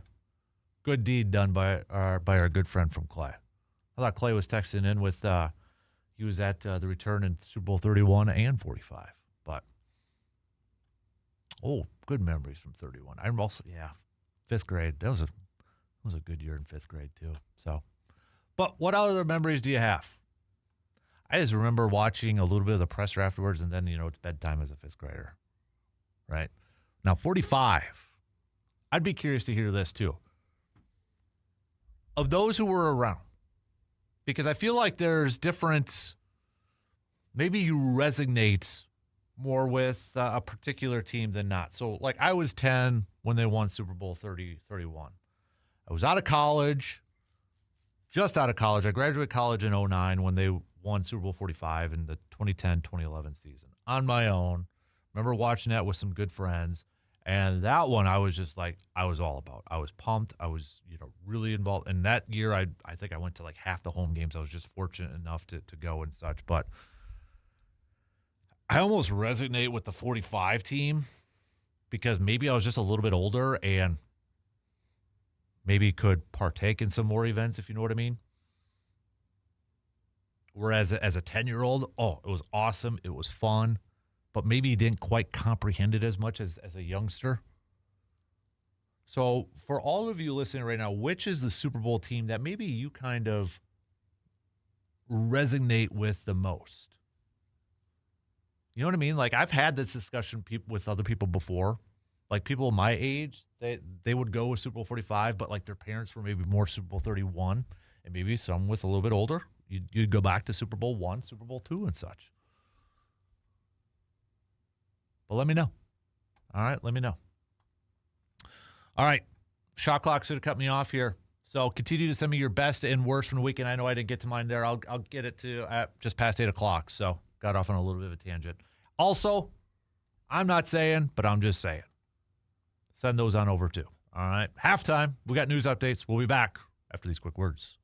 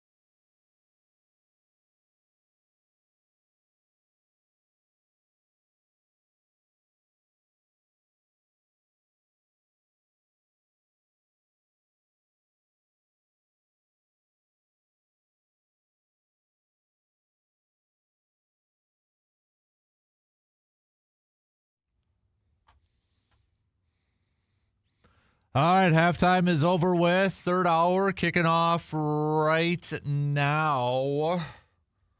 Hopefully you're staying warm out there. If you do have to be outside for work today or anything like that, please be safe. Please stay warm, all right? Take care of yourselves out there. And if you are somebody that has to work out there, thank you for all you do. But just be safe and be careful, okay? We're going to get to some VFW Post 305 best and worst from the weekend. Send me your picks. And it doesn't necessarily have to be from games you watched. It could be, hey, maybe your kiddo had an awesome basketball weekend or something like that. Share that with the rest of the class, okay? Share that with us. We got Rick said that 96 team is the most complete team. They were so exciting to watch. That moment set the comeback to NFL greatness. Tim says, 29 years ago, I hosted a small Super Bowl party with friends. When the Packers scored the first touchdown, we all screamed so loud. We scared the kids, and they started crying. We also had people celebrating in the street right after that game. I've never seen that before. I know this isn't related to that game, but I remember watching the NFC Championship game against Carolina, and I kid you not, that whole game, I held on to a lucky rabbit's foot. Just held on to that thing. Something that I got from probably the quarter machine at the Kmart in Medford. But I held on to a lucky rabbit's foot that entire game, would not let it go. I wanted Green Bay to go to the Super Bowl so bad. So bad. Hey, it worked. That's probably what kind of kicked off my superstition when it comes to the sports world and such. So, but we're going to talk some more about the Packers hiring Jonathan Gannon. We'll hit that up here in a little bit. We'll get back some more hoops talk as well. Let me kind of do an informal poll to you Bucs fans out there. Now, I know, I get it. You're probably like, who cares about the Bucs right now? I get it. It's tough. It's hard to be a fan right now. But with Giannis missing the next month, 2 months, you're John Horst. You're the ownership or whoever's making the decisions for the Bucs here. Okay. How do you approach a trade deadline? Do you still try to bring in guys that are immediate help right now, or do you just call this year a wash and hope you get a decent pick, and maybe that's good enough to satisfy Giannis? How do you approach these next couple of weeks, knowing, let's operate under the assumption that the Bucs are going to be without Giannis for the next month and a half, 2 months? All right, hit me up. Let me know what you would do. 715-830-1912 on that Shoe Doctors bullpen line. Best and worst from the weekend, VFW Post 305. So my best from the weekend. I'm probably going to go with, granted, I don't have a horse in this race, and I'm not a Seattle fan. I'm definitely not a New England fan. I'd like to see, it's like, come on, you already won a lot. But if we look at it from this side, you got a couple Packers that are in charge of those two franchises, with John Schneider obviously still with Seattle and Elliott Wolf leading the charge with New England. I think that's pretty cool. You look at both those teams and seeing some Packers fingerprints all over the place. Alonzo Highsmith is kind of Elliott Wolf's right-hand man, long time Packers executive too. You look at those. You look at a lot of teams, successful teams across the league, and you can see some Packers fingerprints all across the board there. So I'd say that's kind of a cool narrative with that. The two GMs leading the way, Schneider and Elliott Wolf. So I'll go best of the weekend for that. Worst of the weekend, probably going to be my heating bill now. But I'll probably go Badger basketball losing to USC yesterday. And the Giannis injury. Unless you look at it from, hey, that could be a positive because you don't want guys to get hurt. But is it a blessing in disguise? Kind of like the article we referenced from CBS Sports a little bit earlier. But I'll probably go with the Badger basketball men's team losing yesterday to USC at the Kohl Center. That can't happen. I think USC maybe, you look at 50-5, but they're under a 500 record in the Big Ten. They're coming all over from the West Coast to the middle. You got to defend your home court in a game like that, and that was a disappointing loss for sure. So, all right, that's my best and worst. What are your best and worst from the weekends? Continue to send those on over, 715-830-1912 on that Shoe Doctors bullpen line. Send me, what were you doing 29 years ago today? Do a little history lesson. It was Super Bowl 31. Paint the picture. All right? Tell me the story. What was it like? Maybe you weren't around, so you can't. But for a lot of us, I think we were around. If you're older than, if you're 29 years, God, 29, okay. I know for some you probably weren't, or maybe you're still a little too young. But nonetheless, if you were around, what was the day like for you? What was that Super Bowl like for you? I'll admit it. 10 years old, most of my life, I've only known. I'm one of those. I know a lot of people kind of throw that out there. I am definitely one of those. My generation is one of those that have pretty much only known Favre, Rodgers, Love right now. Yes, I was born in the 80s and that, but from what I remember as a wee lad growing up in Medford, it was Favre. Okay? So I'm one of those that have grown up, where it's been a lot of W's. Maybe not as many Super Bowls as we probably should have, but a lot of W's nonetheless. So I probably was like, I was pumped. I was excited. I was a huge Packers fan, but I probably really didn't maybe recognize it as a whole, like how big it was. I remember, kids, if you're listening, after that, they came out with CDs that had Packers highlights from that season, Super Bowl 31 highlights, and music mixed into it. I think I still have them in a box somewhere. I still have a pennant from Super Bowl 31, and I still got a T-shirt from Super Bowl 31. I've got all that. But I probably resonate with 45 a little bit more because I was older. I was a year, 2 years out of college. Recognize a little bit more, maybe partake in some. I just remember that run. And I remember I was in Rapids at the time, Wisconsin Rapids living, working at the YMCA, sports director and such. And I just remember having friends over for every playoff game, except for the Philadelphia one. Because after that Philadelphia one, I was like, hey, we got to get together and such. So Atlanta won Saturday night. Oh, yeah, we were pumped and excited. Then the NFC Championship game against the Bears. Oh, yeah. And then the Super Bowl. Heck, yeah. I just remember collapsing to my knees after Tramon Williams broke up that pass.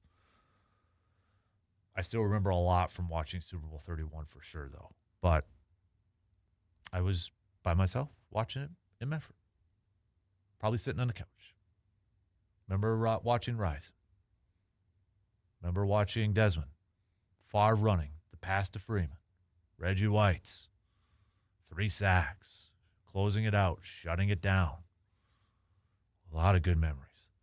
And I remember the following year, too, with Super Bowl 32, and I thought I broke my wrist as an 11-year-old because that final pass from Favre that was broken up over the middle, and I just, backhanded the wooden portion of the couch, and goosh, yeah, the wrist. Wrist didn't feel good for a while after that. So, but, all right. Let's take a quick break. We'll talk more about Jonathan Gannon and such. Maybe kind of get a little bit of a glimpse of what style of defense he is going to bring to the Packers and such. So we'll do that. We'll take a quick break, and we'll be right back after these quick words.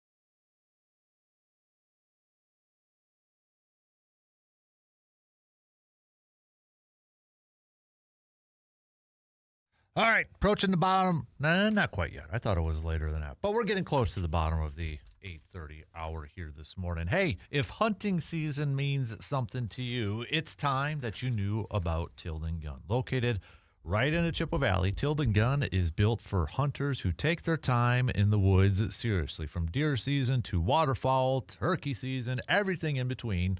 They carry a strong selection of firearms, ammos, and gear trusted by Wisconsin hunters. Whether you're sighting in for opening day, maybe upgrading your setup, or just talking shop with people who know the outdoors, Tilden Gun delivers experience that you can count on. This is a place where hunters are treated like hunters with honest, knowledgeable, and quality equipment. Or with honest knowledge and quality equipment. Stop on in and see them at 12427 98th Avenue in Chippewa Falls, or you can check them out online at tildengun.com. When the woods are calling and the season matters, remember this name, Tilden Gun. And you may be thinking, dude, it's the end of January, hunting season, got a couple months yet. This is your spring training. This is your off season to make sure you upgrade your equipment and such. You got the spring turkey hunting season coming up right around the corner here in a couple months too. So maybe if you're eyeing up that new turkey shotgun, now's the time to go do your research and do a little shopping at Tilden Gun. And their website, so easy to navigate and check out, tildengun.com. All right, so Packers have their new defensive coordinator, Jonathan Gannon. All right, latest update on our post-glass and mirror 715 Speaks poll question. Nearly 90% of you, is either saying you like it or, hey, let's see it play out. And that's where I'm at. I'm on the side of let's see it play out. Let's see it play out. That's where I'm at, okay? And I get it. There's going to be a lot of questions. There's going to be a lot of unknowns that fans probably want to try to figure out. So the main question is, what style of defense? What style of defense do you, or let me rephrase that. What style of defense are the Packers going to run? That's probably the top question, or one of the top questions that a lot of fans are going to ask. Is he a 3-4? Is he a 4-3? And honestly, the answer is, who knows? I mean, he's got experience in both. He's more of a Zimmer disciple. Yes, he has shades of a Vic Fangio style, but he's more of a Mike Zimmer disciple, if you will. He has run both variations. Jason Wilde, who covers the Packers, there's a good piece on him when you kind of want to look back at Jonathan Gannon and take a look at what he said when he was first hired with the Philadelphia Eagles. And he kind of, he pretty much said he doesn't have like a scheme, doesn't want to pigeonhole himself into a scheme, doesn't want to pigeonhole himself into a 3-4 or a 4-3 style of defense. Essentially, he's got the mindset, let's play our players at the positions where they're best at, where they're most successful at. That makes our team the most successful. These were just some of the quotes. Again, you can read the whole piece from Jason Wilde by going to channel3000.com. But it kind of maybe gives you a little bit of a glimpse. Now, I know this was a few years ago, so things have changed, obviously, and such, but kind of gives you maybe a little bit of a glimpse.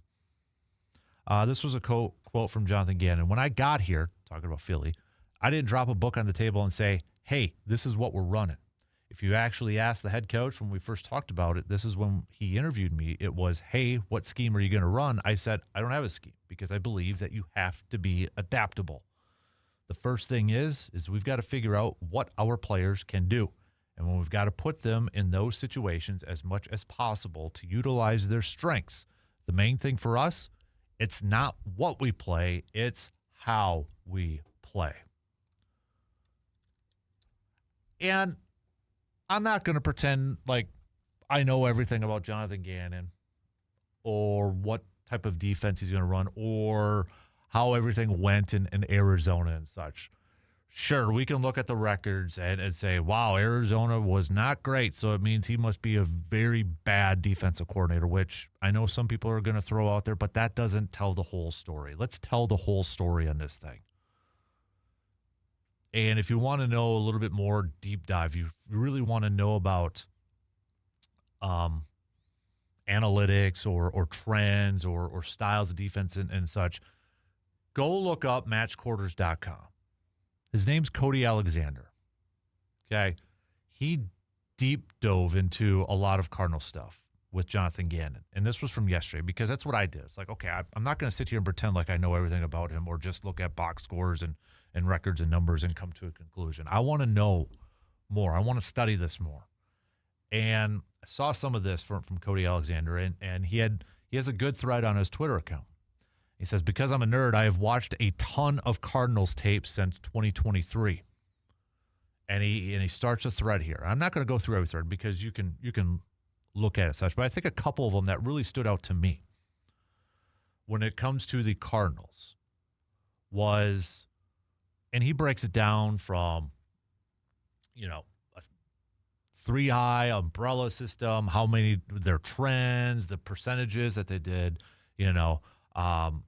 cover 3, cover 1, cover 2, et cetera, et cetera, et cetera.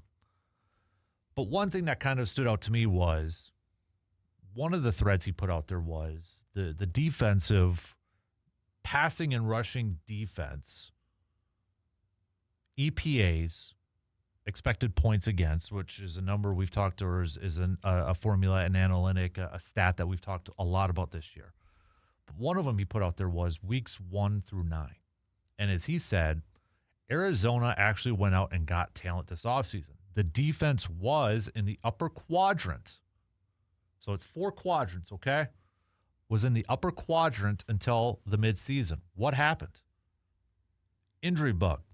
As he says, the injury bug hit and the defense cratered.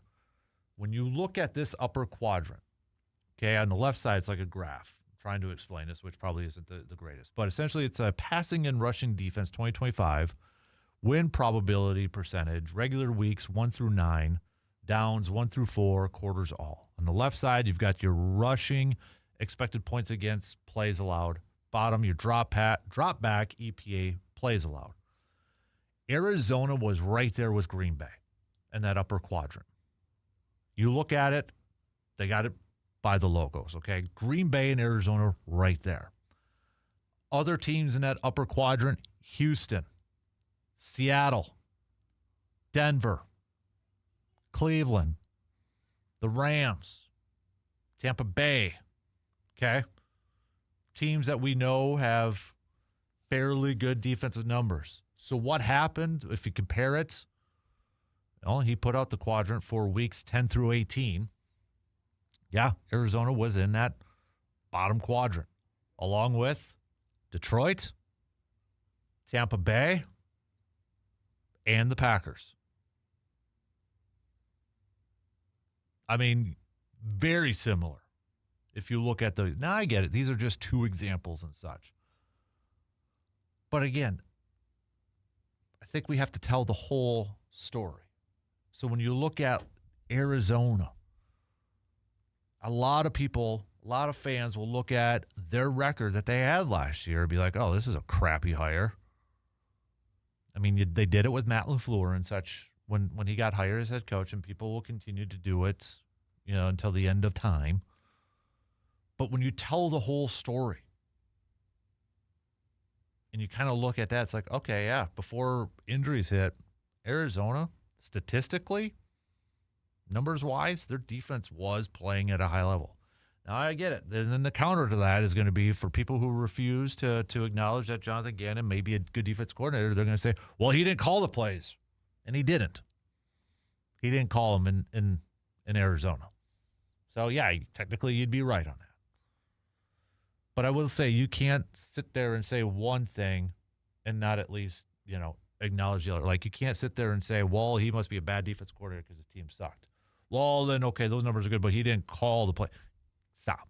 Now you're just trying to find excuses, certain narratives and such.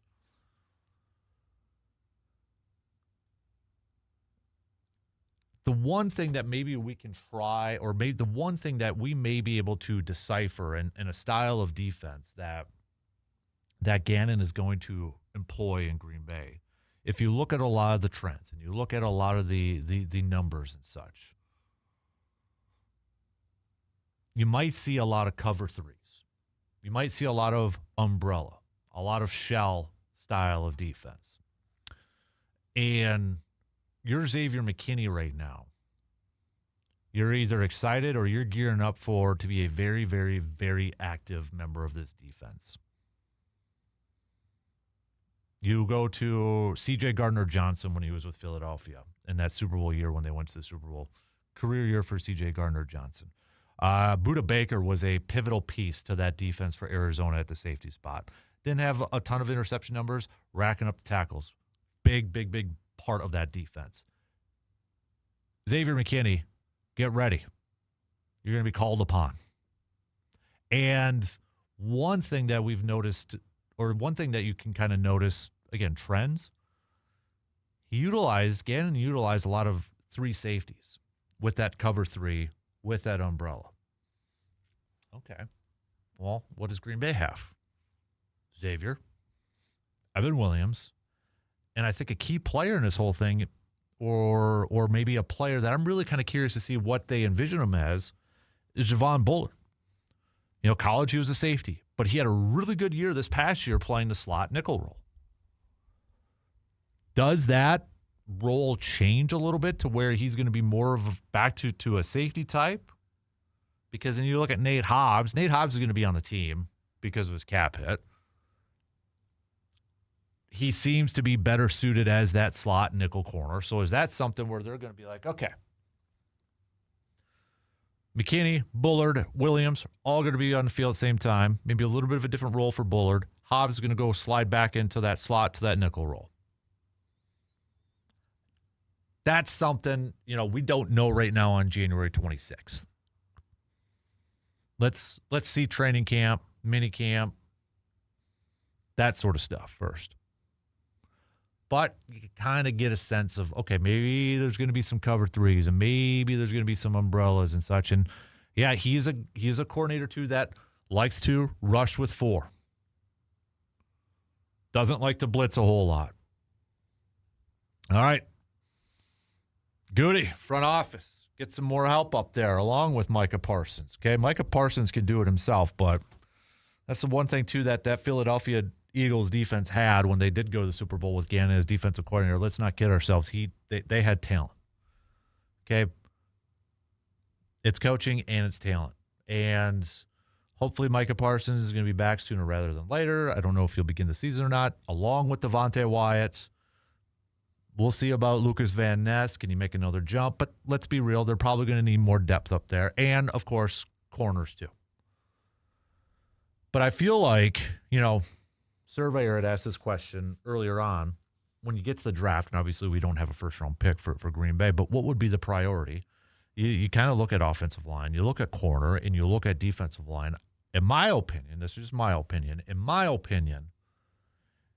the biggest need or the biggest priority would be defensive line. Because if you are going to run a defense where you're going to drop, 7 in coverage, 6, 7 in coverage, and your goal is to just, rush with 4 or 5, you got to make sure you got some dogs up there. And you got to make sure you got guys that can get to the quarterback and win their one-on-ones.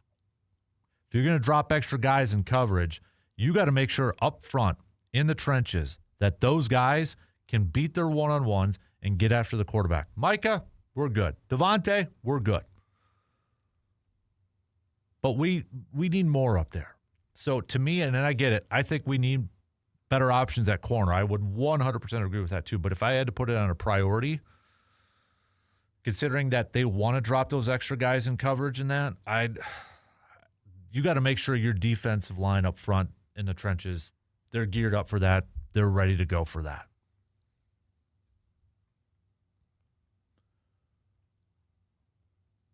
But I'm willing, I want to see this thing play out.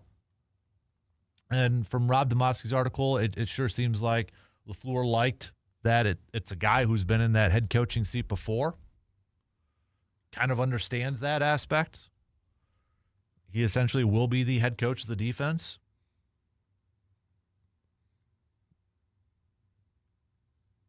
But let's see it play out. Let's see this thing run back, or let's see this thing run its course. If it doesn't work, he's out and LaFleur's out. I think it's as simple as that. We got more, though, because in Rob's piece, too, he also mentioned that LaFleur was working on another coaching decision, essentially. We'll tell you what Rob said in his piece and maybe do a little unsolved mysteries and try to figure out what that possibly could be. All right, quick break. We'll be back here in just a couple minutes.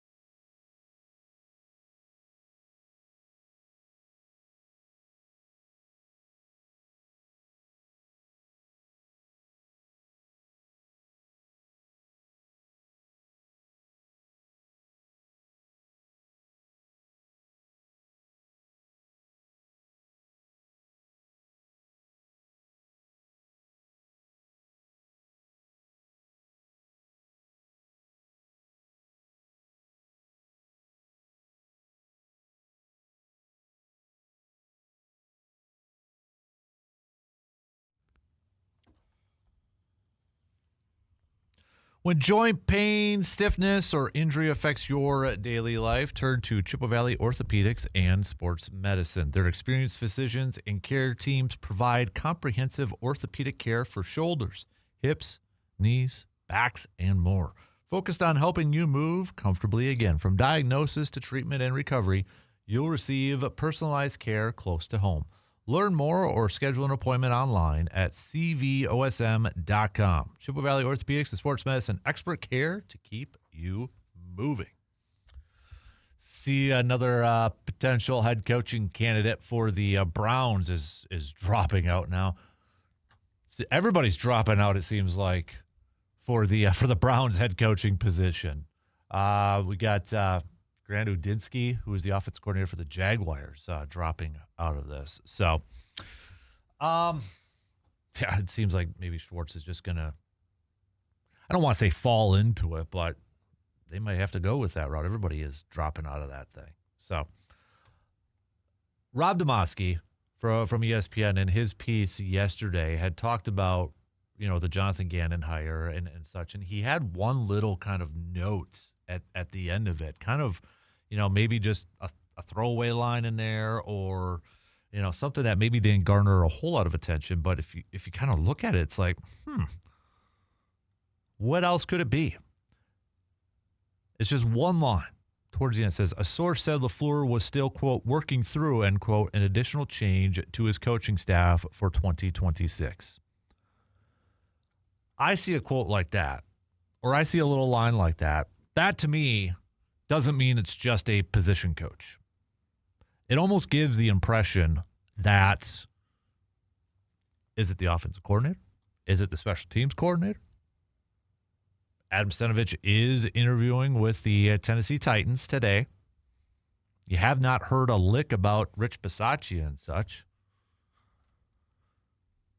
So I get the impression that it's something bigger than, and not to downplay position coaches, because position coaches are absolutely 100% pivotal, and we've talked about, upgrading, those potential coaches there too. It gives the impression that maybe it's something a little bit, like higher up on the pedestal. Could be completely wrong, could be completely over-exaggerating it and such, but it just, I don't know. It feels that way. I honestly, at this point, would be a little surprised. I won't say shocked, but I'd be a little surprised if there wasn't other changes on the coaching staff.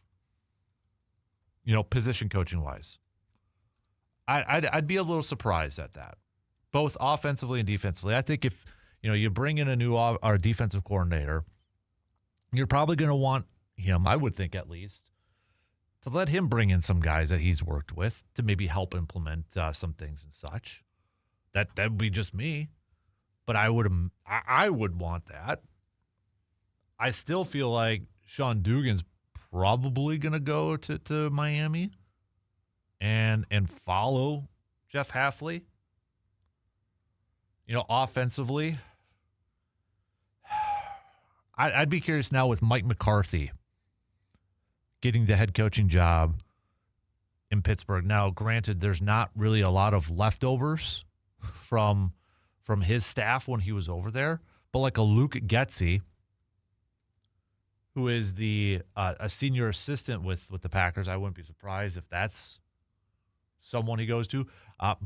Ben Sermons, the running backs coach for Green Bay, he's a Mike McCarthy hire. Is that something that, there's not a whole lot left over. Maybe another guy on there too is Jason. I know Jason Vrabel's name's been mentioned as a possibility too, but I don't know. Throw that in there, possibly. I would say that's probably a little bit of a smaller chance than maybe Jeff Hafley poaching some more guys there. But to go back to it, I'd be a little surprised if there wasn't other changes on this staff. Position coaches and it's at least bare minimum position coaches. But that one line in there sure seems like maybe something else. And I don't know. The thing is, with the offensive coordinator one is tricky because At this point in time, I don't think Matt LaFleur is going to be giving up play calling.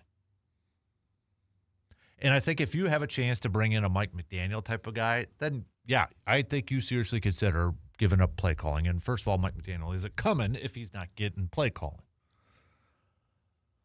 However, so you look at that position as an offensive coordinator. It's not a play calling position. You're not going to be able to probably draw a lot of the top, assuming this is still a non-play calling position. You're not going to draw a lot of the top tier candidates out there, especially candidates that, want head coaching opportunities. So, again, this is just a conspiracy kind of thought from me, but it's like, if LaFleur wants that change at offensive coordinator, is he waiting a little bit to see if Stenovich can get a head coach or an offensive play calling position somewhere else, like with the Titans where he's interviewing today, maybe with like somewhere else? Is he waiting for that? Doesn't want to fire him, so he lowers his chances maybe of getting a play calling position elsewhere. Is he kind of slowing down on that just to see what happens with Stenovich, so that, all right, hey, nice, you got a play calling position.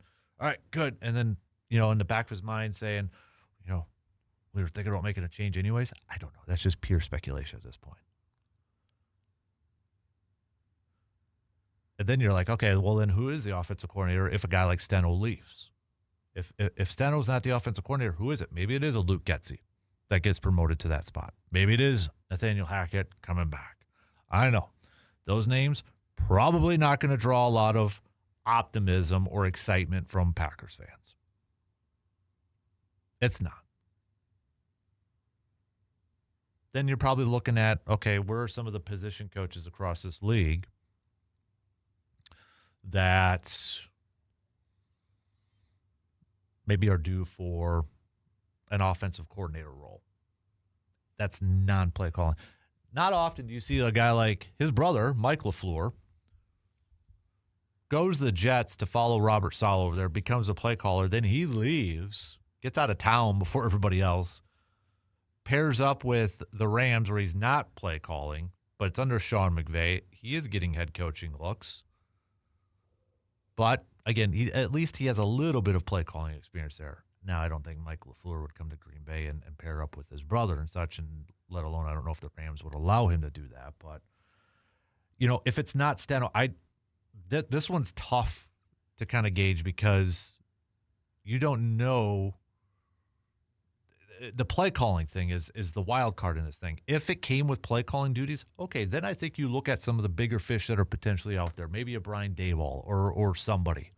You're probably looking for somebody that's from a similar system.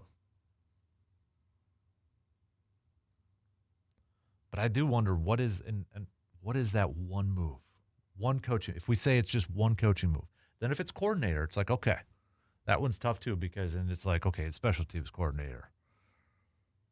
You can't have parallel moves, right? You can't do that. So it's like, oh, you're going to have to find somebody who's maybe an assistant from another system that's working really well.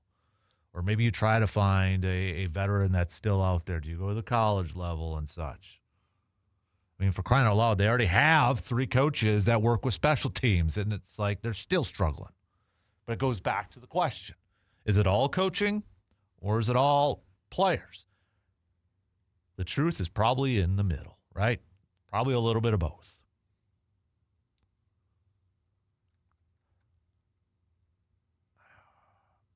I guess if I had to make a guess, I really feel like Green Bay is going to make it. I almost feel like they're waiting out the Stenovich thing to see if he gets a play calling spot somewhere else, and then they're going to decide if he doesn't or does. That's my gut. I could be completely wrong in that thing, but that's my gut.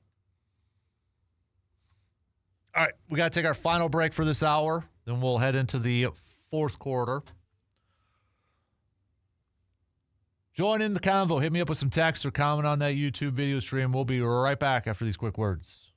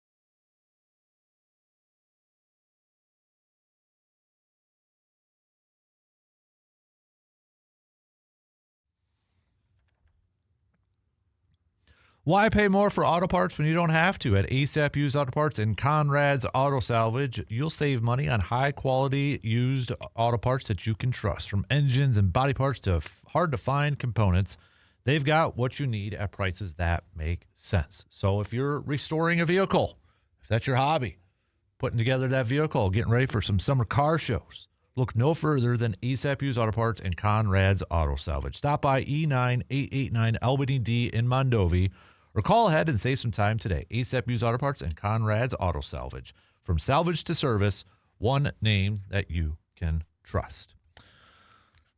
We'll get to some more I'm not saying, but I'm just saying. You can send those on over to us on that Shoe Doctor's bullpen line with a quick text at 715-830-1912. So continue to send those over. We've got the VFW Post 305 best and worst from the weekend. You got some picks for that too? Please send those on over. All right, we'll get to those coming up a little bit more in the final hour here. We'll get back to some more hoop talk as well with the Bucks. With Giannis done for at least a month, it sounds like, probably even more, with the trade deadline coming up in a week and a half, couple weeks here.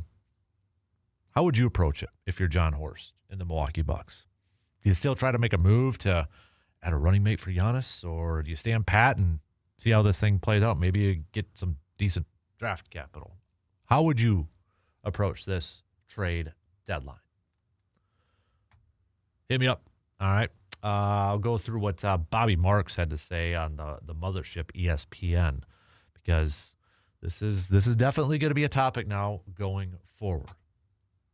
So we'll go through what Bobby Marks said. And we referenced a CBS Sports article a little bit earlier saying maybe this is a blessing in disguise for the Bucks because Giannis is hurt. Can kind of use that as an excuse and maybe get a higher pick and such. Don't have to trade away some of your assets for this year to try to get that running mate. And I think the big thing is if they still want Giannis and such, try to convince him to buy into that. But we'll hit all that up coming up in the final hour here too. So over the weekend too, Pat Murphy getting his second Manager of the Year award at the Baseball Writers Association banquet, and in typical Pat Murphy way, kind of getting the crowd laughing and such. He had a great quote over the weekend during the ceremony saying, the Brewers contingent was going to be here tonight, but they couldn't because we're spending money on lowering the soap dispensers in the locker room because we picked up one of your prospects, Jet Williams. He's like 5'5". That's how we roll. I love, you don't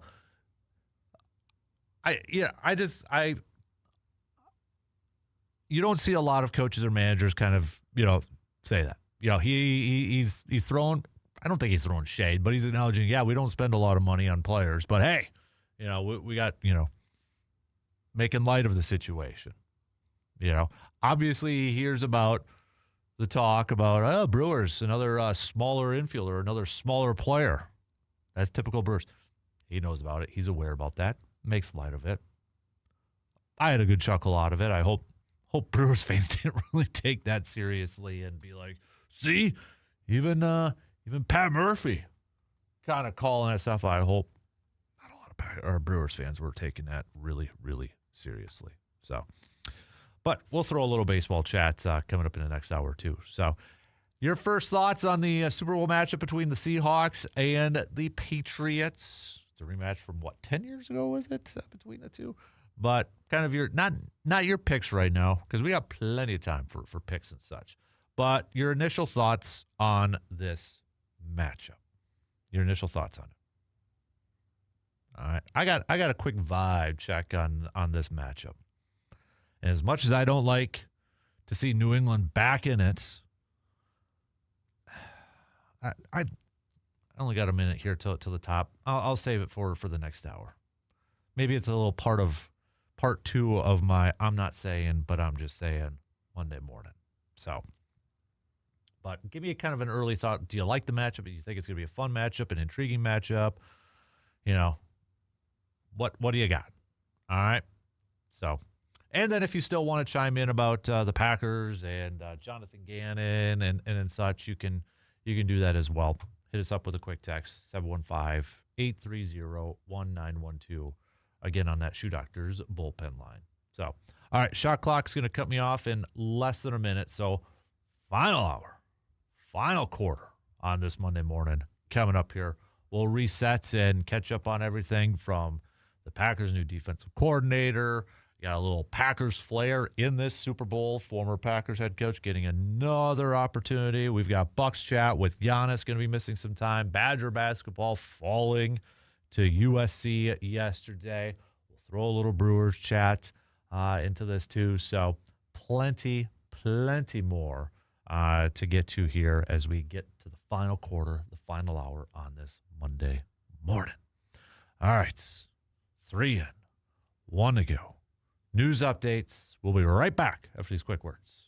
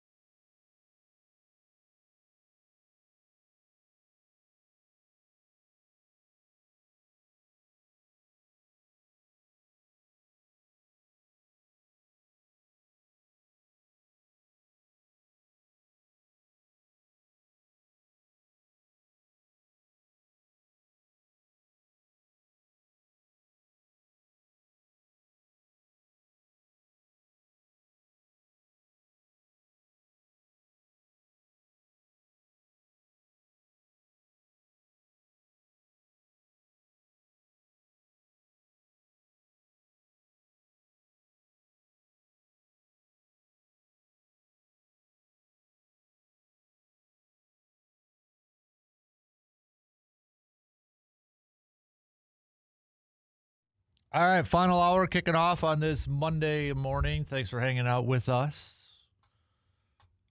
Appreciate you tuning in wherever, however you may be tuning in. You got the radio dials, 105.1 FM, 790 AM. Also available to stream online at sportstalk1051.com. Got your Alexa devices, your Google devices as well. Download the Wisco Sports App. YouTube video stream also up and rolling here this morning. We'll get back to some more football talk, talking about the Packers' new hire of Jonathan Gannon as their defensive coordinator. So it's obviously been a topic of discussion throughout the morning, but if you still want to chime in on that, you can. We'll try to get to everybody's text here in a little bit. Final call for this hour for your I'm Not Saying, but I'm Just Saying, and your VFW Post best and worst from the weekend. One of the worst you could say is Giannis getting hurt again. Another calf injury for Giannis. Now, nothing official yet from the Bucks, at least from what I have seen. So, but Giannis after the game, pretty much calling it and saying he's going to be out probably 4 to 6 weeks and such. He's been used to these calf injuries. He probably has a pretty darn good idea with this thing. But I mean, even going back to last year and such, I mean, this is an issue.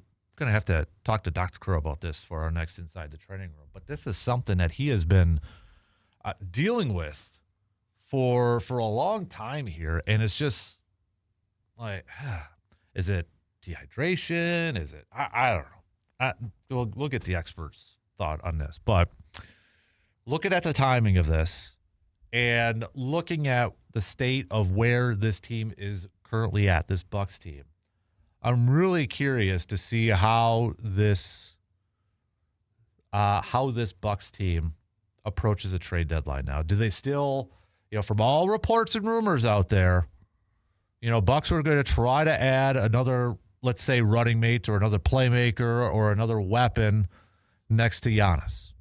Now that he's gone for a little bit again, does that change the mindset? Does that change the approach?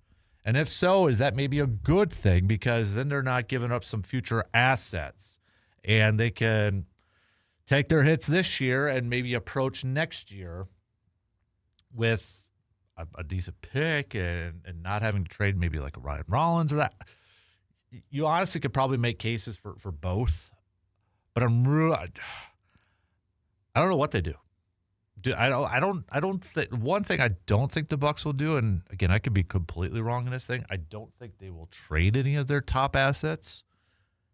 And I don't think they'll trade away a Giannis. I don't think they're going to trade away Ryan Rollins or anything like that for like picks or something like. I don't think they're going to be sellers in that aspect. I think at minimum they may just stand pat. But man, I don't know if they're going to. I can't get a good gauge of John Horst and what this Bucks team's going to do. I really don't. But it's going to be interesting. Trade deadline coming up next week. Looking at ESPN. So let me bring up what Bobby Marks had to say for what the Bucks should do or what possibly they could do with this trade deadline approaching now, and especially with the Giannis injury. At some point between now and the 2026 NBA offseason, the Bucks will face a franchise-altering decision whether or not to trade Giannis. To be clear, the MVP has not requested a trade, and since he was drafted, Giannis has been committed to the franchise, et cetera, et cetera, et cetera. John Horst has been committed to building around Milwaukee's superstar, but flashy offseason moves, among them an ill-fated trade for guard Damian Lillard and free agent signing Miles Turner, haven't gotten Milwaukee any closer to contention. The combination of below-average supporting cast, the Bucks are minus 11.2 points per 100 possessions when Giannis sits, and the realization that 31-year-old forward is set to enter the final year of his contract has created a feeling around the league that a trade is closer than ever. But to where? Which teams have the draft assets and salary cap space to get a deal done? I mean, this is the same stuff all over again. So the question being, do the Bucks trade Giannis? Getting younger, building draft assets, and acquiring win-now players should be the goals for Milwaukee, But can they accomplish those without trading away a franchise icon? After deals for Drew Holiday, Damian Lillard, and then signing Miles Turner, Milwaukee's collection of tradable assets and contracts continue to shrink. The Bucks do have their 2031 or 2032 first-round picks included in any trade, but are bottom-heavy in salary. 11 of the 15 players under contract earned between $2.3 and $5.1 million. While Giannis currently not available in trade talks, that leaves Turner and Kyle Kuzma and Bobby Portis as the most appealing contracts to use in deals ahead of the February 5th deadline. But considering Giannis will be out an extended period, John Horst and the front office could choose to wait and regroup this summer. While missing the playoffs was not the goal before the season, Milwaukee is now slated to add a lottery pick to the league's fifth oldest roster. And starting the night of the draft, Milwaukee is allowed to trade 3 first-round picks, 2026, 2031, and 2033, to potentially bolster the roster around Giannis. So, it feels like that's the ideal approach, but again, will they do that? I don't know. Bucks are also projected to be over the cap this offseason, thanks in part to Turner signing last offseason at the expense of Damian Lillard. After waiving and stretching his contract, Milwaukee owes the guard $20.2 million per season through 2029. Outside of creating room by trading Turner, Kuzma, or Portis, Milwaukee will have the $15.1 million non-tax mid-level, $5.5 million biannual, and veteran minimum exceptions available to sign players this summer. It's always easy to say, trade Kuzma. Got to find that willing partner. You may find that one. But I feel like if they could trade somebody right now, it probably would be Kyle Kuzma. But a lottery pick potentially in 2026. Again, NBA draft, those are hard to gauge sometimes. And I think we're a little too early to see the draft process and that. But, man, could you imagine if this is like a Spurs thing? Like remember the year when the Spurs got the number 1 pick, David Robinson got hurt. He missed like all season. And I remember as a kid watching this because they signed Dominique Wilkins, but they ended up getting the number 1 pick. And then it paired up with David Robinson and Tim Duncan. Now, I don't think there's a Tim Duncan coming through this draft or anything like that, but can you imagine somehow if the Bucks do this, and let's say they get a lottery pick, can you imagine the craziness it would be if they got the number 1 pick? Now, off the top of my head, I don't know who that would be. But could you imagine if somehow the lottery ping pong balls went into the Bucks' way? Maybe we can convince Adam Silver, hey, for all the conspiracy theories about the NBA draft lottery, hey, help a smaller market team out by keeping Giannis and give us the first-round pick. I don't know if that would make Giannis happy and such, but, man, could you imagine if there was, like, that type of player? And then you get the number 1 pick. That is incredibly wishful thinking, but it's fun to daydream sometimes. It's fun, okay? I'm just trying to see. I Googled who could be, like, the number 1 pick and such. So you got, oh, yeah. Peterson, the guard from Kansas, the shooting guard from Kansas. Okay. But he's had some injuries too, hamstring and quad injuries. Those are always fun. How many times have we dealt with that situation before? What are some other options? Okay. Oh, yeah, I forgot about the kid from BYU. Yeah, I forgot about him. That'd be another good option too.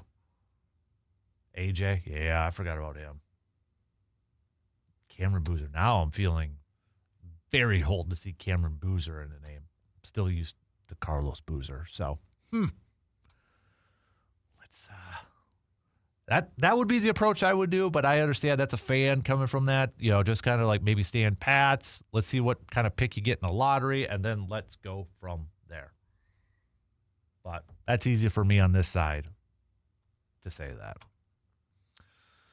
All right, let's take a quick break. We'll get to some more football talk here as well. I want to talk a little bit about this Super Bowl matchup here, a little bit of vibe. How you feeling on this potential early thoughts on this matchup between New England and Seattle? Let's hit that up, all right? We'll take a quick break. We'll be right back after these few words.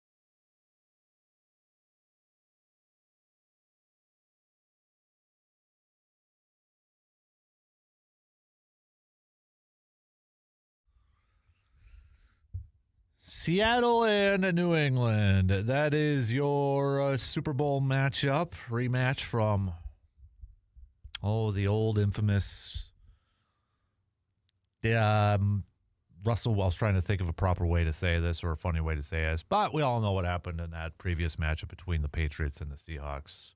Probably should have ran it with Marshawn Lynch, right? But it was a really good Super Bowl. So, but both teams obviously completely different. Completely different. Now, on one hand, and I have said this many times and I still believe it, I'm a little worn out from some New England success, and it is 100% jealousy. That is the factor, is 110% jealousy. Wish it was my team there. But it is what it is. And then you've got Seattle over there too. You look at these and you look at, first of all, there is some Packers theme to it because the two GMs, obviously Schneider, we know a lot more about. He's been there for a little bit longer and such, but already has a Super Bowl championship, couple appearances in that. But Elliott Wolf, Ron Wolf's son, running the show in New England. So you got a little bit of a Packers flair. Alonzo Highsmith also with Elliott Wolf helping things over there, a longtime Packers front office member as well. So yeah, you got some Ron Wolf and Ted Thompson disciples leading both those franchises. So got a little bit of a Packers flair. But look at Sam Darnold, man. You got to tip your cap to that guy. Because how often, and this is something we've talked about a lot, but how often do quarterbacks, especially, highly drafted quarterbacks, get a couple of shots like he did? He gets drafted by just an awful situation with the Jets. And then he goes to Carolina between him and Baker Mayfield, who's going to be the, starter and that sort of thing. And then he goes to San Francisco where he's the backup for a year, kind of resets. Gets an opportunity with Minnesota to start. Has a solid year, really good year. Leads Minnesota to the postseason, nearly leads them to a 1 seed in the NFC. And then signs a big contract with Seattle. Seattle moving on from Geno Smith and deciding to sign Sam Darnold. And now he is 1 win away from capturing his first Super Bowl. And in fact, with that draft class, remember, that draft class had Josh Allen, Lamar Jackson, Baker Mayfield, Josh Rosen, and Sam Darnold's going to is the first one to play in the Super Bowl. But think about it. How many quarterbacks that might be out of the league or may not have gotten another chance or a couple chances because teams are so quick to either move on from their quarterbacks or players just not getting put in the right positions or teams not doing their best to put their players in a position to be successful. I know a lot of people are sitting there saying, how do you think the Vikings feel right now?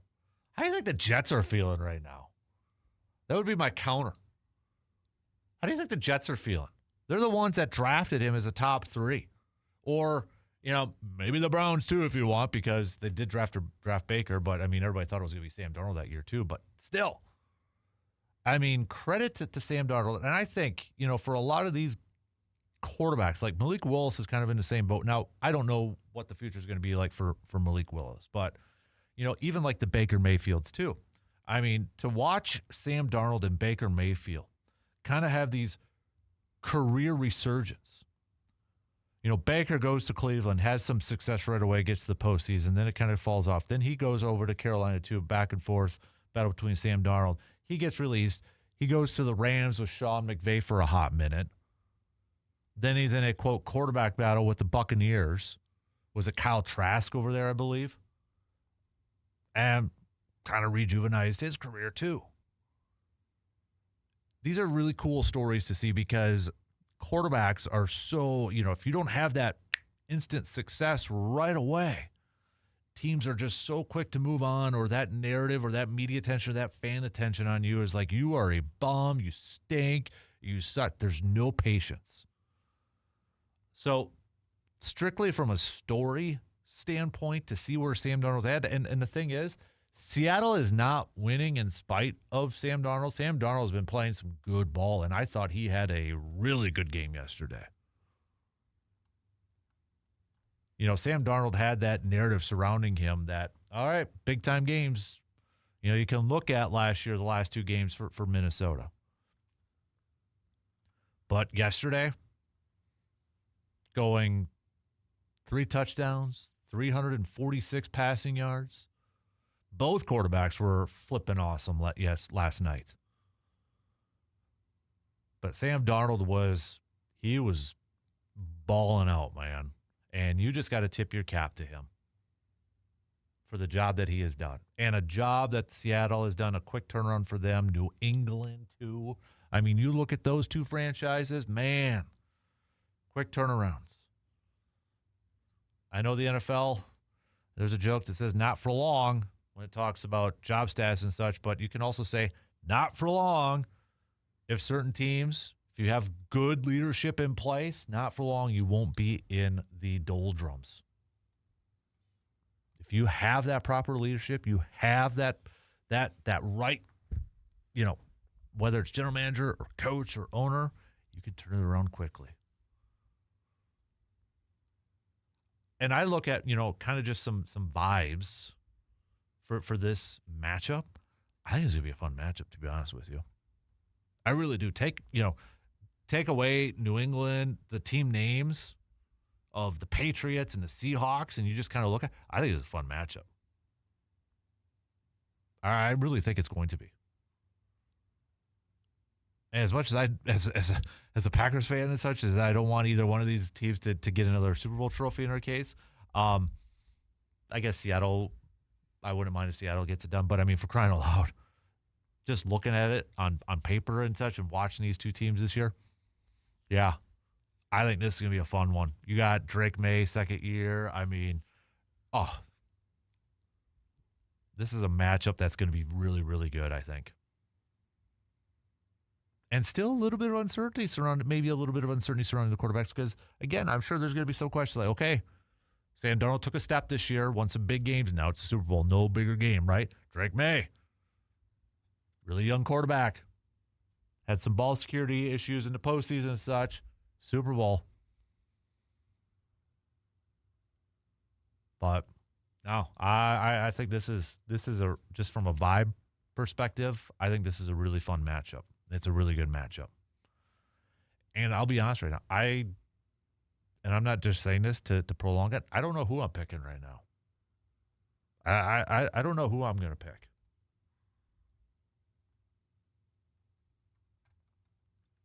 But at least we got plenty of time to figure that one out. So, but hey, if you want to look for some Packers connections, you got a little bit there with the 2 guys leading the way. Now I know there's probably going to be some fans saying that's why they should have hired Elliott Wolf, or that's why, you know, Ted should have retired earlier and John Schneider should have been the general manager. Neither here nor there. That's in the past. What is done is done. Just kind of take a look at it and be like, okay, hey, a couple Packers guys leading those teams. So, all right, final thoughts on Jonathan Gannon being the new defensive coordinator for the Packers. Your final thoughts. You can send those on over if you'd like to participate. All right. And there's an interesting background to Jonathan Gannon that not a lot of people are really talking about. Maybe it's not a whole lot. Maybe it's not a whole lot, but kind of a unique background that he brings to the table. All right, I'll tell you a little bit about that. We got to take a quick break, and we'll be back after these few words.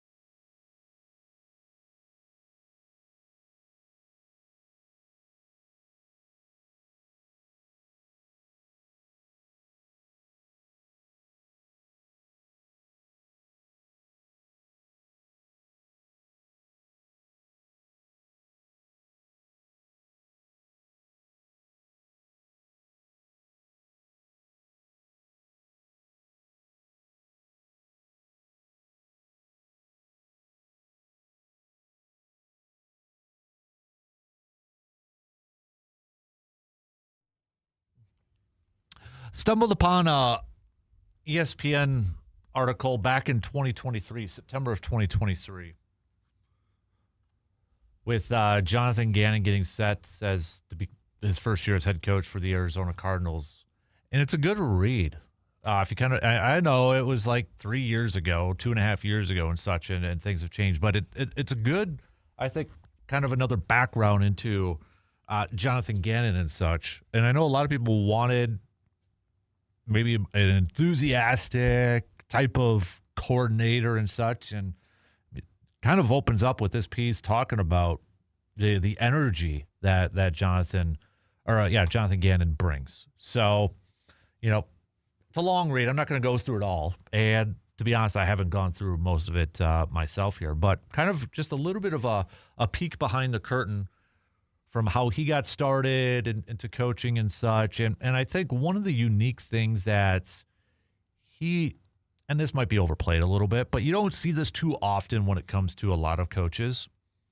He does have a scouting background, which is kind of a unique thing. Now, again, this was like 2009, 2011 when he was with the Rams and such. So it has been a hot minute, but there was a quote from the Rams general manager at that time too. They kind of said that Jonathan Gannon would be a general manager by now. That's how much they thought of him. So he was a college scout and a pro scout, but then he got back into coaching. So I can share it and such, but I think it's a nice little peek behind the curtain to get a little bit more of a feel of what type of coach Jonathan Gannon is. Because a lot of us probably didn't spend a whole lot of time watching Arizona Cardinals games these last few years. We probably watched a little bit of the Philadelphia Eagles games when he was a defense coordinator because they were all over and they went to a Super Bowl. But probably didn't know a whole lot about him either. One piece on here, too, he's like, Gannon likes to preach to his players the power of adaptability, which is something that we've kind of talked about, too, when he says he doesn't have a scheme and such, and puts together a defense based off of the players he has and putting the players in a position to be successful and essentially putting the team in a position to be successful. So, again, I don't know how that scouting, if the scouting thing factors into it all. I thought that was kind of a unique little bit of a background and such to kind of like, okay, because you don't see that too often. You don't see it too often with a head coach or even a defensive coordinator and such spend a few years working the scouting tour for an NFL team. So, last update on our Post Glass and Mirror 715 Speaks poll question. We put it up last night and just asked, hey, what were your thoughts? And I'll be honest, I was surprised with how the voting went. 45% of the voters said, yes, they liked the hire. 44% of the voters said, let it play out.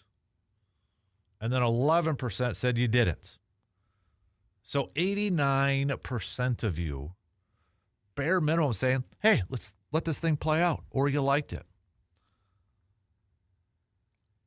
I got to admit, I was shocked.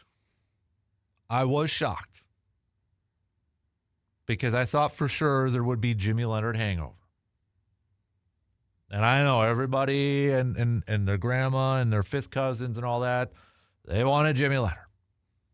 Okay, I'm not downplaying that or anything, but I feel like that was in the mind for a lot of people. So that's probably when it didn't happen. It probably kind of like went into their thinking like, no, I don't like it because this is what I wanted. So I was surprised that it was as high as those votes were. Pleasantly surprised. I think now it's going to be interesting to see the trickle-down effect after all this.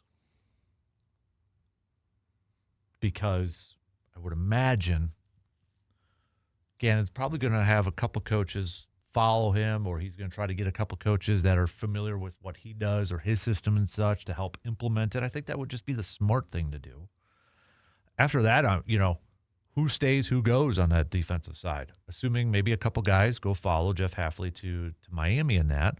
But what about like a Covington, does he stay? Does Derek Ansley Jr. stay? You know, those guys who are former defensive coordinators too, now working with the positions, do they stay? Is it kind of an overhaul on the defensive staff? You know, new coordinator, let's bring in some different experience and different voices and such. I'm not sure. I'm not sure how that's all going to play out. But I think it's going to be kind of interesting to follow in the coming days. I mean, you got some teams that are just, you know, hitting the ground running. Jeff Hafley's been hitting the ground running right now, putting together his squad, his coaching staff. Now that Green Bay's got their defensive coordinator in place, where are some of the other position coaches going to come from, assuming that there's going to be more changes coming? We'll see about Adam Stanovich. He is interviewing with the Titans today for their offensive coordinator position. He is still the offensive coordinator for the Packers, but Matt LaFleur allowing him, like he has done in the past, to go and talk with other teams that are play callers, that give play caller responsibility. And if they do lose Adam Stanovich, or if they move on from Adam Stanovich, whatever the case may be, I don't know what type of offensive coordinator Green Bay can attract. Do they just promote a guy like a Luke Getsy? Do they bring back a Nathaniel Hackett? Because whoever they bring back whoever they bring in as an offensive coordinator, it's not going to be a play calling position. Or do they try to find somebody who's a position coach and just, you know, hey, I'm going to make you an offense coordinator. Not going to be game plan or not going to be play calling, but you're going to be, you know, involved in game planning and maybe a certain area of the game plan too. Like Nathaniel Hackett, one of his areas was the red zone when he was with Green Bay. That's why they called it the gold zone. If you don't know why it's the gold zone, look it up and look up Austin Powers. I'm not kidding either, if you don't know that story. So the first domino has fallen. I would expect there's going to be more coming down the wire here in the next week, next few days or so when it comes to Packers coaches and such.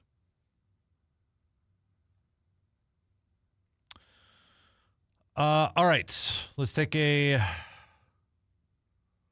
quick break, and we'll wrap up the program. Coming up after these quick words.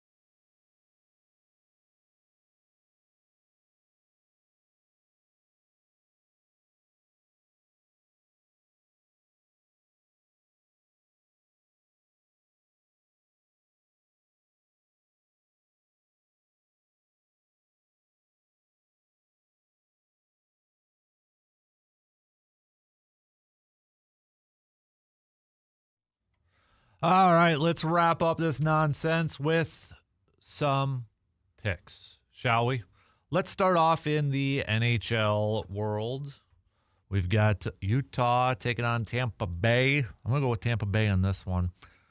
Maybe if Utah had been the Utah Yetis, I'd pick Utah, but I'm going to go with Tampa Bay. Boston at the Rangers. I'm going to go with Boston.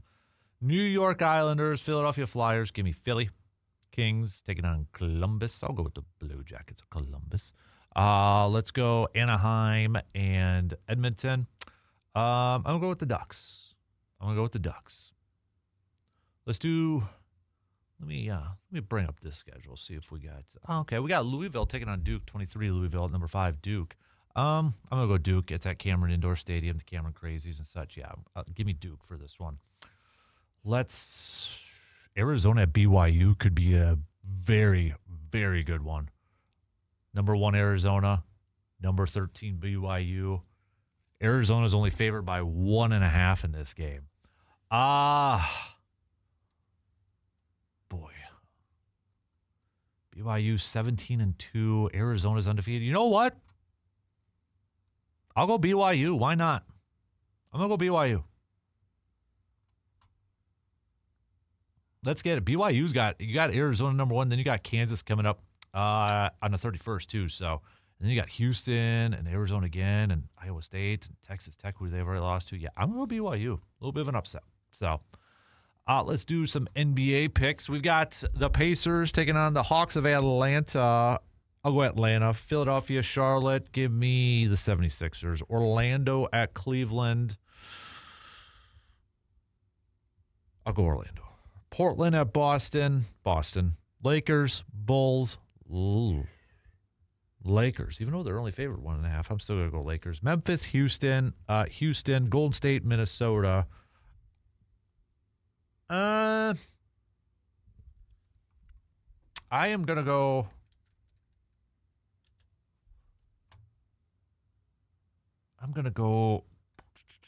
Wait a minute here. Let me hold up here. I'm going to go Golden State. Sorry. No, I'm going to switch. I'm going to go Minnesota. So, all right. Those are my picks for this week. Back and forth, the one on that one. So, yeah, I'm going to go. I'll stay with that one, too. So, all right. Let's, what do we got here? Oh, I thought we had some more coaching stuff. Nope, never mind. Fake. Be careful with fake Twitter stuff and fake social media stuff out there, especially like on Facebook. Holy moly. The amount of people that fall into the trap of like stuff you see on Facebook. Like there was one I saw people freaking out about that said Donald Driver made it to the NFL Hall of Fame. First of all, there's no NFL Hall of Fame. It's the Pro Football Hall of Fame. And no, Donald Driver wasn't even a finalist. So stop. Just be careful with all that, okay? Just be careful with the fake stuff. Do a double check. With everything. All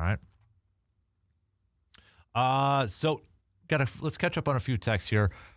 We've got Ben that said a little bit earlier, I do think this is going to be a really fun Super Bowl matchup. I'm not a fan of either of these teams, especially New England getting back to the Super Bowl without Brady and Belichick is annoying.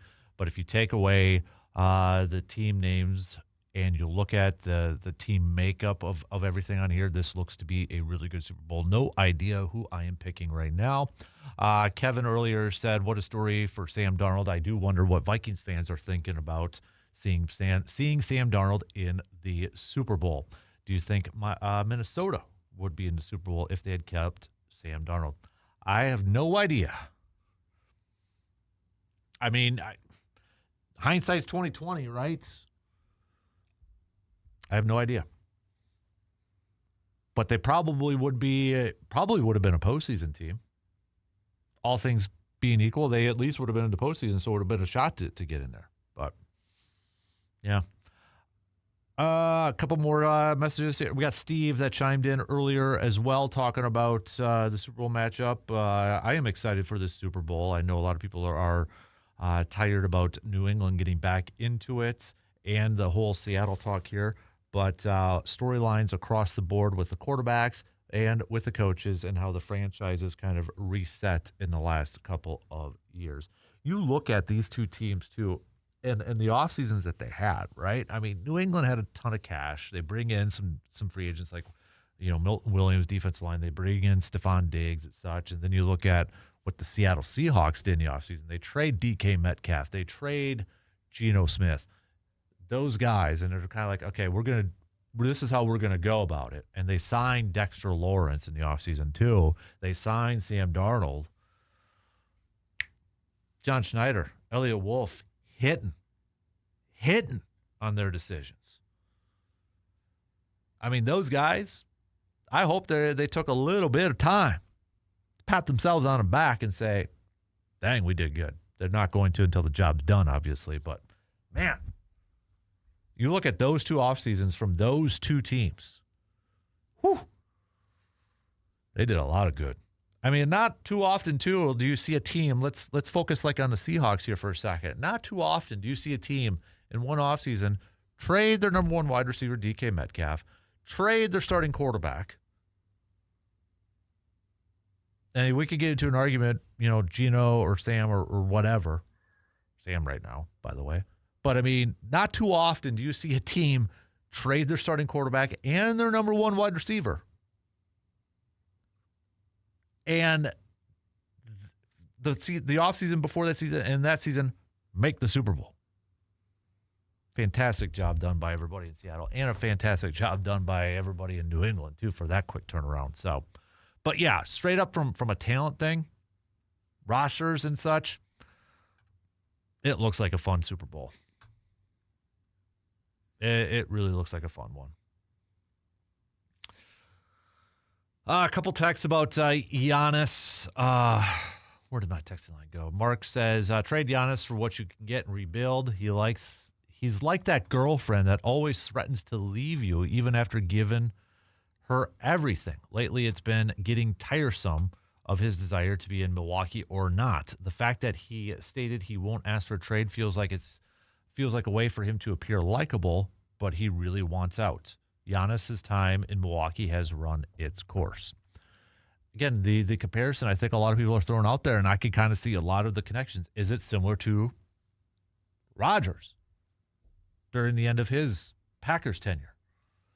I completely get what you're going at here, Mark, or what you're throwing at, Mark. I like that analogy. It's the girlfriend that always threatens to leave you, even after giving her everything. Raise your hand if you've been there before. I love that analogy. See, that's the type of analogies I'm looking for. Good text from Mark. So, a couple more here. I'm trying to get through everybody's here. John earlier had said about the Giannis one. I think it's time for both the Giannis and the Bucks just to separate from each other. It seems like both sides are not on the same page here, and it might do both parties some good to just kind of restart elsewhere. We had Chris earlier talking about the Giannis. As much as I don't want the Bucks to trade Giannis, I'm wondering if we're getting to that point. It wouldn't happen, I don't think, this year, but I wouldn't be surprised if it happens in the offseason. If I'm the Bucks, I just play the season out, and hopefully you get a decent lottery pick, and that turns into a decent player. But the NBA draft is such a wild card. Who knows if that player will even play significant minutes? Yeah, I can agree with a lot of that too, man. I can agree with a lot of that too. Pitchers report in a couple weeks. Is that right? John Heyman said that. Are we getting close to the baseball season? Pitchers report in a couple weeks. All right. Maybe get a little bit. I didn't get to as much baseball talk as I wanted to, but I'll throw this out there for a little bit of a homework assignment for you, okay? For Brewer stuff as we get closer to pitchers and catchers reporting. Because I saw this guy, I was watching, I think it was MLB Network, and they were talking about, Brewers starting rotation. A lot of righties. When you look at that, a lot of righties, okay? There's a lot of guys that are option, a lot of starting experience and such. Robert Gasser, lefty. Aaron Ashby, lefty. DL Hall, lefty. After that, from a starting standpoint, Zerpa, lefty. So, I mean, those are your lefties right now. But the graphic I saw like on MLB Network with their projected starters was all righties. So I know the Brewers have said, hey, we're going to give this guy a shot to be a starter like Zerpa. We're going to give maybe, DL Hall they've tried at starter. Will they try Aaron Ashby at starter again? But Quintana's still out there. Do you think, this is your question for tomorrow, should the Brewers bring back a guy like Jose Quintana to get a veteran lefty in that starting rotation? Or do you roll with one of those guys, whether it's an Ashby, whether it's a DL Hall or a Zerpa? I feel like they're going to open camp, seeing what they got with those guys. And maybe similar to last year, they signed Quintana late. And that's why he wasn't ready right away. But do you think they need to add a veteran, experienced, starting left-handed pitcher? We'll hit that up tomorrow. Okay, we'll talk more about that coming at you tomorrow. Tomorrow is also a Grind My Gears Tuesday. And give me your game changers. Think about the last week or so of games and give me your game changer picks. All right? That's your homework assignment. You got 3 things. Brewers, game changers, grind my gears. Have a good rest of your Monday. Same place, same time, tomorrow morning, 6 a.m. We'll talk to you then.